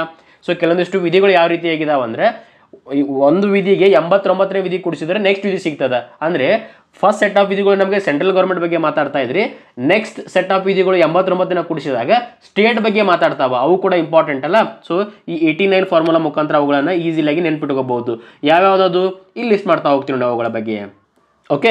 ಸೊ ಮೊದಲೇದಾಗಿ ನಾನು ಹೇಳಿದೆ 72 ಏನು ಹೇಳ್ತದೆ ಅಂತಂದರೆ ಪಾರ್ಡನಿಂಗ್ ಪವರ್. ಯಾರ್ದು? ರಾಷ್ಟ್ರಪತಿ ಅವರು. ಸೊ ಇದಕ್ಕೆ ನಾನೇನು ಮಾಡ್ತೀನಿ, 89ನೇ ಆ್ಯಡ್ ಮಾಡ್ತೀನಿ. ಅವಾಗ ಎಷ್ಟಾಗ್ತದೆ? 161 ಆಗ್ತದೆ. ಇವಾಗ ಏನಾಗ್ತದೆ, ಪಾರ್ಡನಿಂಗ್ ಪವರ್ಸ್ ಬಗ್ಗೆ ಹೇಳ್ತದೆ. But governor with respect to governor, ಇಲ್ಲಿ ನಾವು ಗವರ್ನರ್ ಇಲ್ಲಿ ಮಾತಾಡಬೇಕಾಗ್ತದೆ. ಇಲ್ಲಿ with respect to president 72 pardoning power of the president, 161 pardoning power of the governor. So 89ನೇ ಆ್ಯಡ್ ಮಾಡಿದರೆ ಸಾಕು, ಆಟೋಮೆಟಿಕ್ ಆಗಿ ನಿಮಗೆ ಸಿಕ್ಬಿಡ್ತು. ನೆಕ್ಸ್ಟ್ 74 ಏನು ಹೇಳ್ತದೆ, ಕೌನ್ಸಿಲ್ ಆಫ್ ಮಿನಿಸ್ಟರ್ ಬಗ್ಗೆ ಹೇಳ್ತದೆ. ಅದೇ 89ಕ್ಕೆ ಆ್ಯಡ್ ಮಾಡಿದರೆ council of minister with respect to state ಬಗ್ಗೆ ನಾವು ಮಾತಾಡಬೇಕಾಗ್ತದೆ. 76 ನಮಗೆ ಏನು ಹೇಳ್ತದೆ, ಅಟಾರ್ನಿ ಜನರಲ್ ಆಫ್ ಇಂಡಿಯಾ ಬಗ್ಗೆ ಹೇಳ್ತದೆ. 76ಕ್ಕೆ 89ನೇ ಆ್ಯಡ್ ಮಾಡಿದಾಗ ಎಷ್ಟಾಗ್ತದೆ, 165 ಆಗ್ತದೆ. 165 ಏನು ಹೇಳ್ತದೆ ನಮಗೆ, ಅಡ್ವೊಕೇಟ್ ಜನರಲ್ ಆಫ್ ಸ್ಟೇಟ್ ಬಗ್ಗೆ ಹೇಳ್ತದೆ. ಅಡ್ವೊಕೇಟ್ ಜನರಲ್ ಬಗ್ಗೆ ಹೇಳ್ತಕ್ಕಂಥದ್ದು. ಸರಿನಾ. ನೆಕ್ಸ್ಟ್ 78 ಏನು ಹೇಳ್ತದೆ ನಮಗೆ, ಡ್ಯೂಟೀಸ್ ಆಫ್ PM ಬಗ್ಗೆ ಹೇಳ್ತದೆ. ಅದೇ 78ಕ್ಕೆ 89ನೇ ಆ್ಯಡ್ ಮಾಡಿದಾಗ ಎಷ್ಟಾಗ್ತದೆ, 167. 167 ಏನು ಹೇಳ್ತದೆ ನಮಗೆ, ಡ್ಯೂಟೀಸ್ ಆಫ್ CM ಹೇಳ್ತದೆ. ಸೆಂಟ್ರಲಲ್ಲಿ PM ಹೆಡ್ ಆದರೆ ಸ್ಟೇಟಲ್ಲಿ CM ಅಲ್ವಾ ಕೆಲಸವನ್ನು ಮಾಡಬೇಕಾಗಿರ್ತಕ್ಕಂಥನು. ಸೊ 78 PM ಬಗ್ಗೆ, ಅದಕ್ಕೆ 89ನ್ನು ಕೂಡಿಸಿದಾಗ 167 ಆಗ್ತದೆ. ಅವಾಗ ಅದು CM ಬಗ್ಗೆ ನಮಗೆ ಹೇಳ್ಕೊಡ್ತಕ್ಕಂಥದ್ದು. ಅರ್ಥ ಆಗ್ತಿದೆಯಲ್ಲ. Next point. ನೆಕ್ಸ್ಟ್ 110 ನಮ್ಗೆ ಏನು ಹೇಳ್ತದೆ, ಮನಿ ಬಿಲ್ ಬಗ್ಗೆ ಹೇಳ್ತದೆ ಸ್ಟೇಟ್ ಸೆಂಟ್ರಲಲ್ಲಿ. ಅದೇ ರೀತಿಯಾಗಿ 199 ಹೆಂಗೆ ಬಂತು, 89ನೇ ಆ್ಯಡ್ ಮಾಡಿದಾಗ. ಇದು ಸ್ಟೇಟ್ ಅಂತ ಮಾತಾಡ್ತೀವಿ ಅವಾಗ. ಅರ್ಥ ಆಗ್ತಿದೆಯಲ್ಲ. ಸೊ ಈ ರೀತಿಯಾಗಿ 89 ಫಾರ್ಮುಲಾಗಳ ಮುಖಾಂತರ ಈ ಎಲ್ಲ ಮಾಹಿತಿಯನ್ನು ನೀವು ನೆನ್ಪಿಟ್ಕೋಬೇಕಾಗ್ತದೆ. ನೆಕ್ಸ್ಟ್ ಬರೋದು ಎಮರ್ಜೆನ್ಸಿ. ಇದನ್ನು ನಾವು +4 ಫಾರ್ಮುಲಾ ಅಂತ ಹೇಳ್ತೀವಿ. ಯಾವ ರೀತಿಯಾಗಿ, ನ್ಯಾಷನಲ್ ಎಮರ್ಜೆನ್ಸಿ ಅಂದರೆ 352ನೇ ವಿಧಿ. ಇದಕ್ಕೆ 4ನ್ನು ಕೂಡಿಸಿದರೆ 356. ಅದು ನಮಗೆ ಸ್ಟೇಟ್ ಎಮರ್ಜೆನ್ಸಿ ಬಗ್ಗೆ ಹೇಳ್ತದೆ. ಅದಕ್ಕೆ ಮತ್ತೆ 4ನ್ನು ಕೂಡಿಸಿದಾಗ ಅವಾಗ ಏನು ಹೇಳ್ತದೆ ನಮಗೆ, ಫೈನಾನ್ಷಿಯಲ್ ಎಮರ್ಜೆನ್ಸಿ ಬಗ್ಗೆ ಹೇಳ್ತದೆ. 360ನೇ ವಿಧಿ ಫೈನಾನ್ಷಿಯಲ್ ಎಮರ್ಜೆನ್ಸಿ. ಅರ್ಥ ಮಾಡ್ಕೊಳ್ಳಿ. National emergency 352, state emergency 356, financial emergency 360. ಅರ್ಥ ಆಗ್ತಿದೆಯಲ್ಲ. ಸೊ ಈ ಎಲ್ಲ ಮಾಹಿತಿ ಕೂಡ ನಮಗೆ ಇಂಪಾರ್ಟೆಂಟ್ ಆಗಿರ್ತಕ್ಕಂಥದ್ದು. ನೆಕ್ಸ್ಟ್ ಹೋಗೋಣ, ಒನ್ ವರ್ಡ್ಗಳ ಮುಖಾಂತರ ಯಾವ ರೀತಿಯಾಗಿ ನೆನಪಿಟ್ಕೋಬಹುದು ಅಂತ. ಫಾರ್ ಎಕ್ಸಾಂಪಲ್ ಆರ್ಟಿಕಲ್ 1 ನಮಗೇನು ಹೇಳ್ತದೆ, India as union of States ಅಂದರೆ ಯೂನಿಯನ್ ಬಗ್ಗೆ ಮಾತಾಡ್ತದೆ. ಆರ್ಟಿಕಲ್ 2 ಏನು ಹೇಳ್ತದೆ, admission of the new States. ಹೊಸ ಸ್ಟೇಟ್ಗಳ ಅಡ್ಮಿಷನ್ ಬಗ್ಗೆ ಹೇಳ್ತದೆ. Article 3 formation of the new States ಬಗ್ಗೆ ಹೇಳ್ತದೆ. ನೆಕ್ಸ್ಟ್ 5ನೇ ವಿಧಿ ಇದು ಬಂದ್ಬಿಟ್ಟು ನಮಗೆ ನಾಗರಿಕತ್ವದ ಬಗ್ಗೆ ಮಾತಾಡ್ತಾ ಇದೀವಿ ನಾವಿಲ್ಲಿ. ಸೊ ಸಿಟಿಜನ್ಶಿಪ್ ಬಗ್ಗೆ ಹೇಳ್ತಕ್ಕಂಥದ್ದು 5ನೇ ವಿಧಿ. ಪ್ರಮುಖವಾಗಿ citizenship at the commencement of the constitution. ಯಾವಾಗ ಕಮೆನ್ಸ್ಮೆಂಟ್ ಆರಂಭದಲ್ಲಿ. 6ನೇ ವಿಧಿ ಏನು ಹೇಳ್ತದೆ ಮೈಗ್ರೇಷನ್. ಯಾರ ಮೈಗ್ರೇಷನ್ ರೈಟ್ಸ್. ಯಾರ ಒಂದು ರೈಟ್ಸ್ ಬಗ್ಗೆ ಮಾತಾಡ್ತಾ ಇದೀವಿ ಮೈಗ್ರೆಂಟ್ಸ್ ಫ್ರಮ್ ದ ಪಾಕಿಸ್ತಾನ್. 11ನೇ ವಿಧಿ ಇಲ್ಲಿ ನಾವೇನು ಮಾತಾಡ್ತಾ ಇದೀವಿ ಅಂದರೆ ಪಾರ್ಲಿಮೆಂಟ್ ಬಗ್ಗೆ. ಏನು ಹೇಳ್ತದೆ ಪಾರ್ಲಿಮೆಂಟ್ ಅಂದರೆ parliament power to regulate the citizenship ಅನ್ನು ರೆಗ್ಯುಲೇಟ್ ಮಾಡಲಿಕ್ಕೆ ಯಾರಿಗೆ ಅಧಿಕಾರ ಅದ ಪಾರ್ಲಿಮೆಂಟ್ಗೆ ಅದ. ಆ ವಿಧಿ ಯಾವ್ದು ಹೇಳ್ತದೆ ನಮಗೆ 11ನೇ ವಿಧಿ ಈ ಮಾಹಿತಿಯನ್ನು ಹೇಳ್ಕೊಡ್ತಕ್ಕಂಥದ್ದು. 14ನೇ ವಿಧಿ ಇಕ್ವಾಲಿಟಿ. ನೋಡಿ ಈ ಇಕ್ವಾಲಿಟಿ ಅಂತಕ್ಕಂಥ ಪದ ಬಂದರೆ ನಿಮ್ಮ ಮೈಂಡಲ್ಲಿ ಆರ್ಟಿಕಲ್ 14 ಬರಬೇಕು. ಇಕ್ವಾಲಿಟಿ ಬಿಫೋರ್ ದ ಲಾ, ಕಾನೂನಿನ ಮುಂದೆ ಎಲ್ಲರೂ ಸಮಾನರು ಅಂತ. 15ನೇ ವಿಧಿ ಡಿಸ್ಕ್ರಿಮಿನೇಷನ್, ತಾರತಮ್ಯದ ಬಗ್ಗೆ, ಪ್ರೊಹಿಬಿಷನ್ ಆಫ್ ಡಿಸ್ಕ್ರಿಮಿನೇಷನ್. 16ನೇ ವಿಧಿ opportunities, equality of opportunity in public employment, ನೌಕರಿಯಲ್ಲಿ ಎಲ್ಲರಿಗೂ ಸಮಾನತೆ ಅಂತ ಹೇಳಿ. ಹಾಗಾಗಿ 17ನೇ ವಿಧಿ ಏನು ಹೇಳ್ತದೆ ಅನ್ಟಚಬಿಲಿಟಿ. ನಾನು ಆವಾಗಲೇ ಹೇಳಿದ್ನಲ್ಲ EBD, ಅವರನ್ನು ಯಾರನ್ನು ಟಚ್ ಮಾಡೋಕ್ಕಾಗಲ್ಲ EBD ಅವರನ್ನು. ನೆಕ್ಸ್ಟ್ 18ನೇ ವಿಧಿ ಬಿರುದು ಬಾವಲಿಗಳನ್ನು ಹೊಂದುವಂಗಿಲ್ಲ. 19ನೇ ವಿಧಿ ಸ್ವಾತಂತ್ರ್ಯದ ಬಗ್ಗೆ ಹೇಳ್ಕೊಡ್ತದೆ. 20ನೇ ವಿಧಿ ಪ್ರೊಟೆಕ್ಷನ್. 21ನೇ ವಿಧಿ ಜೀವಿಸುವ ಹಕ್ಕು. 21A ಎಜುಕೇಷನ್ ಬಗ್ಗೆ. ಜೊತೆಗೆ ಸ್ನೇಹಿತರೆ ಈ ಕಂಪ್ಲೀಟ್ ನೋಟ್ಸ್ ಏನಿದೆಯಲ್ಲ ನಾನು ನನ್ನ ಚಾನಲಲ್ಲಿ ಅಂದರೆ ಟೆಲಿಗ್ರಾಮ್ ಚಾನಲಲ್ಲಿ ಹಾಕ್ತೀನಿ, ಹಾಗೆ ವಾಟ್ಸಪ್ ಗ್ರೂಪಲ್ಲೂ ಕೂಡ ಹಾಕಿರ್ತೀನಿ. ಅಲ್ಲಿಂದ ನೀವು ಇದನ್ನು ಡೌನ್ಲೋಡ್ ಮಾಡ್ಕೊಂಡು ನೋಡ್ಬೋದು. 23ನೇ ವಿಧಿ ಶೋಷಣೆಯ ಬಗ್ಗೆ, ದಟ್ ಈಸ್ ಎಕ್ಸ್ಪ್ಲಾಯ್ಟೇಷನ್. ಅದರ ಬಗ್ಗೆ ಪ್ರೊಹಿಬಿಷನ್ ಆಫ್ ಫೋರ್ಸ್ಡ್ ಲೇಬರ್ಸ್ ಬಗ್ಗೆ ಹೇಳ್ತಕ್ಕಂಥದ್ದು. 24ನೇ ವಿಧಿ ಚಿಕ್ಕ ಮಕ್ಕಳನ್ನು ಕಾರ್ಖಾನೆಗಳಲ್ಲಿ ಬಳಸುವ ಹಾಗಿಲ್ಲ, ಚೈಲ್ಡ್ ಲೇಬರ್ ಬಗ್ಗೆ ಹೇಳ್ತಕ್ಕಂಥದ್ದು. Prohibition of employment of children. 25ನೇ ವಿಧಿ ಧರ್ಮದ ಬಗ್ಗೆ, ಫ್ರೀಡಮ್ ಆಫ್ ರಿಲಿಜನ್ ಬಗ್ಗೆ ಹೇಳ್ತದೆ. 30ನೇ ವಿಧಿ ಮೈನಾರಿಟೀಸ್, ಪ್ರಮುಖವಾಗಿ rights of minorities to establish the ಇನ್ಸ್ಟಿಟ್ಯೂಷನ್ಗಳ ಎಸ್ಟಾಬ್ಲಿಷ್ಮೆಂಟ್ ಬಗ್ಗೆ ಹೇಳ್ತದೆ. ಯಾರು ಮೈನಾರಿಟೀಸ್. 32ನೇ ವಿಧಿ ರೆಮಿಡೀಸ್, ರಿಟ್ಸ್ ಬಗ್ಗೆ ಆಲ್ರೆಡಿ ನಾವು ಮಾತಾಡಿದ್ದೀವಿ. 4 ರಿಟ್ಸ್ಗಳು ಬಂದೇ ಬರ್ತಾರೆ, ನಿಮ್ಗೆ ಆಲ್ರೆಡಿ ಕ್ಲಿಯರ್ ಆಗಿದೆ. ಹೇಬೆಸ್ ಕಾರ್ಪಸ್, ಮಂಡಾಮಸ್, ಸರ್ಸಿರೋರಿ ಅರ್ಥ ಆಗ್ತಿದೆಯಲ್ಲ ಅವುಗಳ ಬಗ್ಗೆ. ನೆಕ್ಸ್ಟ್ ಹೋಗೋಣ 36ನೇ ವಿಧಿ. 36ನೇ ವಿಧಿ ಅಂದಾಗ ನಾವು ಎಲ್ಲಿಗೆ ಬಂದ್ವಿ DPSPಗೆ. ಅರ್ಥ ಆಗ್ತಿದೆಯಲ್ಲ ರಾಜ್ಯನಿರ್ದೇಶಕ ತತ್ವಗಳು. ಆ ರಾಜ್ಯನಿರ್ದೇಶಕ ತತ್ವಗಳ ಡೆಫಿನೇಷನ್ ಅನ್ನು ನಾವು 36ನೇ ವಿಧಿಯಲ್ಲಿ ನೋಡ್ತೀವಿ. 39ನೇ ವಿಧಿಯಲ್ಲಿ ವೆಲ್ಫೇರ್ ಬಗ್ಗೆ ನೋಡ್ತೀವಿ. ಸೊ ವೆಲ್ಫೇರ್ ಅಂತಕ್ಕಂಥ ವರ್ಡ್ ಬಂದಾಗ ನಿಮ್ಮ ಮೈಂಡಲ್ಲಿ ಇಮಿಡಿಯೇಟ್ ಬರಬೇಕಾಗಿರ್ತಕ್ಕಂಥ ಆರ್ಟಿಕಲ್ ಯಾವುದು 39ನೇ ಆರ್ಟಿಕಲ್. 39A ಏನು ಹೇಳ್ತದೆ justice, equal justice and legal aid. ಯಾರಿಗೆಲ್ಲ ಕಾನೂನನ್ನು ಬಳಕೆ ಮಾಡ್ಕೊಳಕ್ಕೆ ಆಗ್ತಾ ಇರಲ್ಲ ಅಂಥವರಿಗೆ ಸಹಾಯ ಮಾಡೋ ಸಲುವಾಗಿ ಫ್ರೀ ಲೀಗಲ್ ಏಡ್ ಬಗ್ಗೆ ನಾವು 39A ಮಾತಾಡ್ತೀವಿ. ನೆಕ್ಸ್ಟ್ 40ನೇ ವಿಧಿ ಪಂಚಾಯತ್ ರಾಜ್ ಬಗ್ಗೆ ಹೇಳ್ತದೆ. 44ನೇ ವಿಧಿ ಯೂನಿಫಾರ್ಮ್ ಸಿವಿಲ್ ಕೋಡ್ ಬಗ್ಗೆ ಹೇಳ್ತದೆ. ಸೊ ಆಲ್ರೆಡಿ ಇದ್ರ ಬಗ್ಗೆ ನಾವು ಇಮೇಜಲ್ಲೂ ಕೂಡ ನೋಡಿದ್ದೀವಿ. ಆಮೇಲೆ ಪಾರ್ಟ್ 4A ವೆರಿ ಇಂಪಾರ್ಟೆಂಟ್ ನೋಡಿ ಕೇಳ್ತಾರೆ ಇದನ್ನು. ಫಂಡಮೆಂಟಲ್ ಡ್ಯೂಟೀಸ್ ಯಾವ ಭಾಗದಲ್ಲಿ ಬರ್ತದ ಅಂತ ಹೇಳಿಬಿಟ್ಟು ಸಂವಿಧಾನದ 4ನೇ ಭಾಗದಲ್ಲಿ ಎ ಭಾಗದಲ್ಲಿ ಫಂಡಮೆಂಟಲ್ ಡ್ಯೂಟೀಸ್ ಮೂಲಭೂತ ಕರ್ತವ್ಯಗಳು ಕಂಡು ಬರ್ತಾವೆ. ಆರ್ಟಿಕಲ್ 51A ವಿಧಿ ಅಂತ ನೋಡಿದಾಗ ಫಂಡಮೆಂಟಲ್ ಡ್ಯೂಟೀಸ್ ಆಫ್ ಸಿಟಿಜನ್ಸ್ ಅಂತ ಅರ್ಥ ಮಾಡ್ಕೋಬೇಕು. ನೆಕ್ಸ್ಟ್ 52ನೇ ವಿಧಿ ಪ್ರೆಸಿಡೆಂಟ್ ಬಗ್ಗೆ ಹೇಳ್ತದೆ. 53 ಆತನ ಎಕ್ಸಿಕ್ಯೂಟಿವ್ ಪವರ್. 61ನೇ ವಿಧಿ ಆತನ ಇಂಪೀಚ್ಮೆಂಟ್ ಅಂದರೆ ಮಹಾಭಿಯೋಗದ ಬಗ್ಗೆ. 72ನೇ ವಿಧಿ ಪಾರ್ಡನಿಂಗ್ ಪವರ್ ಬಗ್ಗೆ. 74ನೇ ವಿಧಿ councils of minister to aid the president. 76ನೇ ವಿಧಿ ಅಟಾರ್ನಿ ಜನರಲ್ ಬಗ್ಗೆ ಹೇಳ್ತಕ್ಕಂಥದ್ದು. ಹಾಗೆ 80ನೇ ವಿಧಿ ಅಂತ ಬಂದಾಗ ರಾಜ್ಯಸಭೆಯ ಬಗ್ಗೆ ಹೇಳ್ಕೊಡ್ತದೆ. 81 ಲೋಕಸಭಾ. ಎಕ್ಸಾಮಲ್ಲಿ ಕನ್ಫ್ಯೂಷನ್ ಮಾಡ್ತದೆ, ಮೊದಲು ಲೋಕಸಭಾ ಬರ್ತದನ ಅಥವಾ ರಾಜ್ಯಸಭಾನ ಬರ್ತದನ. ಸೊ ಕ್ಲಿಯರ್ ಆಗಿ ಗೊತ್ತಿರಲಿ, 80ನೇ ವಿಧಿ ಮೊದಲು ಬರೋದು ರಾಜ್ಯಸಭಾ, ಆಮೇಲೆ 81 ಯಾವುದು ಲೋಕಸಭಾ. ಮೊದಲು ಬರೋದು ರಾಜ್ಯಸಭಾ, ಆಮೇಲೆ ಬರೋದು ಲೋಕಸಭಾ. 110ನೇ ವಿಧಿ ನಮಗೆ ಮನಿ ಬಿಲ್ ಬಗ್ಗೆ ಹೇಳ್ತದೆ. Definition of the money bill ಹೇಳ್ಕೊಡ್ತಕ್ಕಂಥದ್ದು. 112 ಬಜೆಟ್ ಅಂತಕ್ಕಂಥ ಪದ ನಮ್ಮ ಸಂವಿಧಾನದಲ್ಲಿ ಮೆನ್ಷನ್ನೇ ಮಾಡಿಲ್ಲ, ಆನ್ಯುವಲ್ ಫಿಸ್ಕಲ್ ಸ್ಟೇಟ್ಮೆಂಟ್ ಅಂತ ಮೆನ್ಷನ್ ಮಾಡಿದ್ದಾರೆ. ಸೊ ಈ ಪಾಯಿಂಟನ್ನು ಕೂಡ ನಿಮ್ಗೆ ಕೇಳ್ಬೋದು, ನೆನ್ಪಿಟ್ಕೋಬೇಕಾಗ್ತದೆ. 112ನೇ ವಿಧಿ. 123 ಆರ್ಡಿನೆನ್ಸ್ ಸುಗ್ರೀವಾಜ್ಞೆ ಬಗ್ಗೆ, presidents ordinance making power. Next 124 supreme court establishment ಬಗ್ಗೆ. 153 ಗವರ್ನರ್ ಬಗ್ಗೆ, ಅಂದರೆ ಗವರ್ನರ್ ಬಗ್ಗೆ ಮಾಹಿತಿಯನ್ನು ಕೊಡ್ತಕ್ಕಂಥ ವಿಧಿ ಯಾವ್ದಂತ ಕೇಳಿದ್ರೆ 153 ಅಂತ ಹೇಳಬೇಕು. ಅದೇ ರೀತಿಯಾಗಿ 163 council of minister of the states. 168 legislator, ಪ್ರಮುಖವಾಗಿ ಸ್ಟೇಟ್ ಲೆಜಿಸ್ಲೇಚರ್ ಬಗ್ಗೆ ನಾವಿಲ್ಲಿ ಮಾತಾಡ್ತಕ್ಕಂಥದ್ದು. 213 ಆರ್ಡಿನೆನ್ಸ್, ಬಟ್ ಇಲ್ಲಿ ನಾವು ಗವರ್ನರ್. ಅಲ್ಲಿ ನೋಡಿದ್ದು 123 ಪ್ರೆಸಿಡೆಂಟ್, ಇಲ್ಲಿ ನೋಡ್ತಕ್ಕಂಥದ್ದು 213 ಯಾರ್ದು ಗವರ್ನರ್ ಬಗ್ಗೆ. 226 ರಿಟ್ಸ್ ಬಗ್ಗೆ. 32ನೇ ವಿಧಿ ಯಾರ ಬಗ್ಗೆ ಹೇಳ್ತಾ ಇತ್ತು ರಿಟ್ಸ್ ಸೆಂಟ್ರಲ್ ಅಂತ ನೋಡ್ತಾ ಇದ್ದಾಗ, supreme court with respect supreme court ನೋಡಿದಾಗ.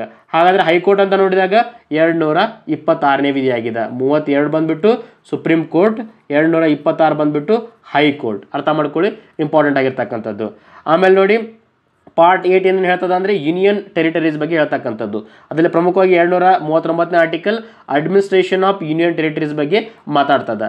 ನೆಕ್ಸ್ಟ್ 9ನೇ ಭಾಗ ಪಂಚಾಯತ್ ಬಗ್ಗೆ ಹೇಳ್ತದೆ. ಪ್ರಮುಖವಾಗಿ 243ನೇ ವಿಧಿ panchayat, that is provisions related to the panchayats ಬಗ್ಗೆ ಹೇಳ್ಕೊಡ್ತಕ್ಕಂಥದ್ದು.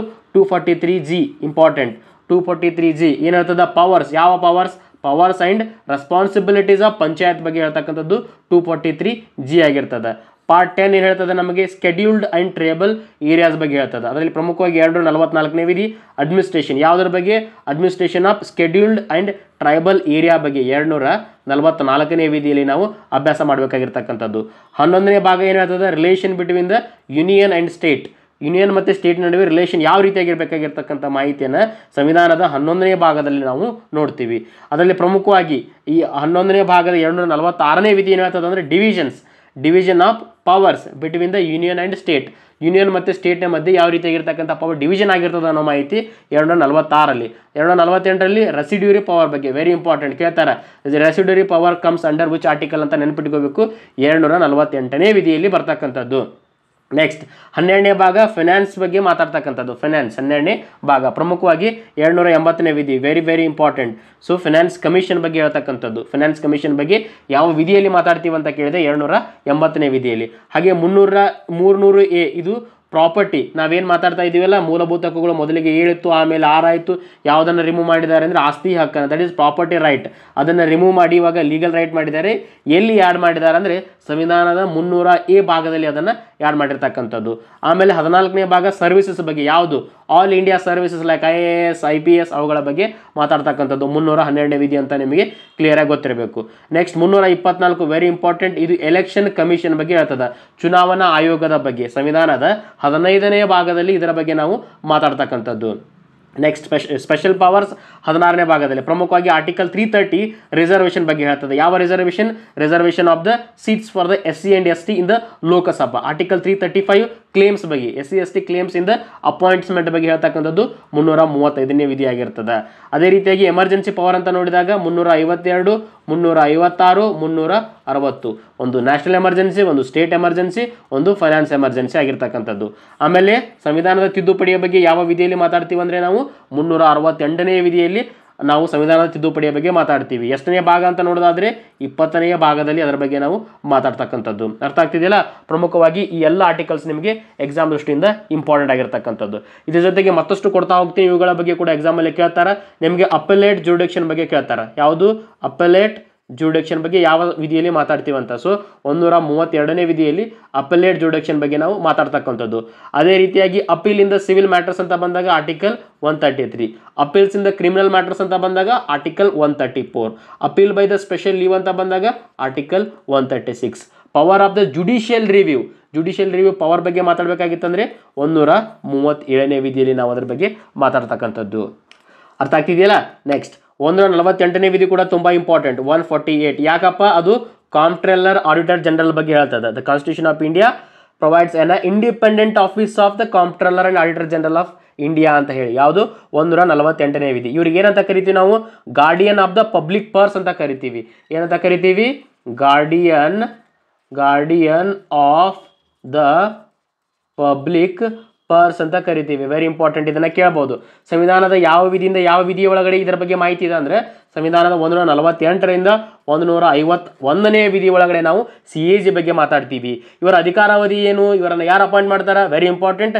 CAG of India is appointed by the president. ರಾಷ್ಟ್ರಪತಿಯವರೇ ಇವರನ್ನು ನೇಮಕ ಮಾಡ್ತಾರ. ಅದ್ರ ಜೊತೆಗೆ ಇವರ ಅಧಿಕಾರಾವಧಿ ಎಷ್ಟಿರ್ತದೆ? ಟಿಲ್ 6 ಇಯರ್ಸ್, 6 ವರ್ಷಗಳ ತನಕ, ಅಥವಾ ಅವರಿಗೆ 65 ವರ್ಷ ಆಗುವ ತನಕ. ಇಂಪಾರ್ಟೆಂಟ್. ಅವರಿಗೆ 6 ವರ್ಷ ಆದರೂ ಆಗಬೇಕು ವರ್ಕ್ ಮಾಡೋದ್ರಲ್ಲಿ, ಅಥವಾ 65 ವರ್ಷ ಆದರೂ ರೀಚ್ ಆಗಿರಬೇಕು. ಅರ್ಥ ಆಗ್ತಿದೆಯಲ್ಲ? ಮೊದಲನೇ ಕ್ಯಾಗ್ ಯಾರಪ್ಪ ಅಂತ ಎಕ್ಸಾಮಲ್ಲಿ ಕೇಳಿದ್ರೆ ಶ್ರೀ ವಿ ನರಹರಿ ರಾವ್ ಅಂತ ಅವರ ಹೆಸರನ್ನು ನೆನ್ಪಿಟ್ಕೋಬೇಕು. ಶ್ರೀ ವಿ ನರಹರಿ ರಾವ್. ಯಾವಾಗಿಂದ ಯಾವಾಗ? 1948ರಿಂದ 1954ರವರೆಗೆ ಆಗಿರ್ತಕ್ಕಂಥ ವ್ಯಕ್ತಿ ಇವರಾಗಿರ್ತಾರೆ. Very important.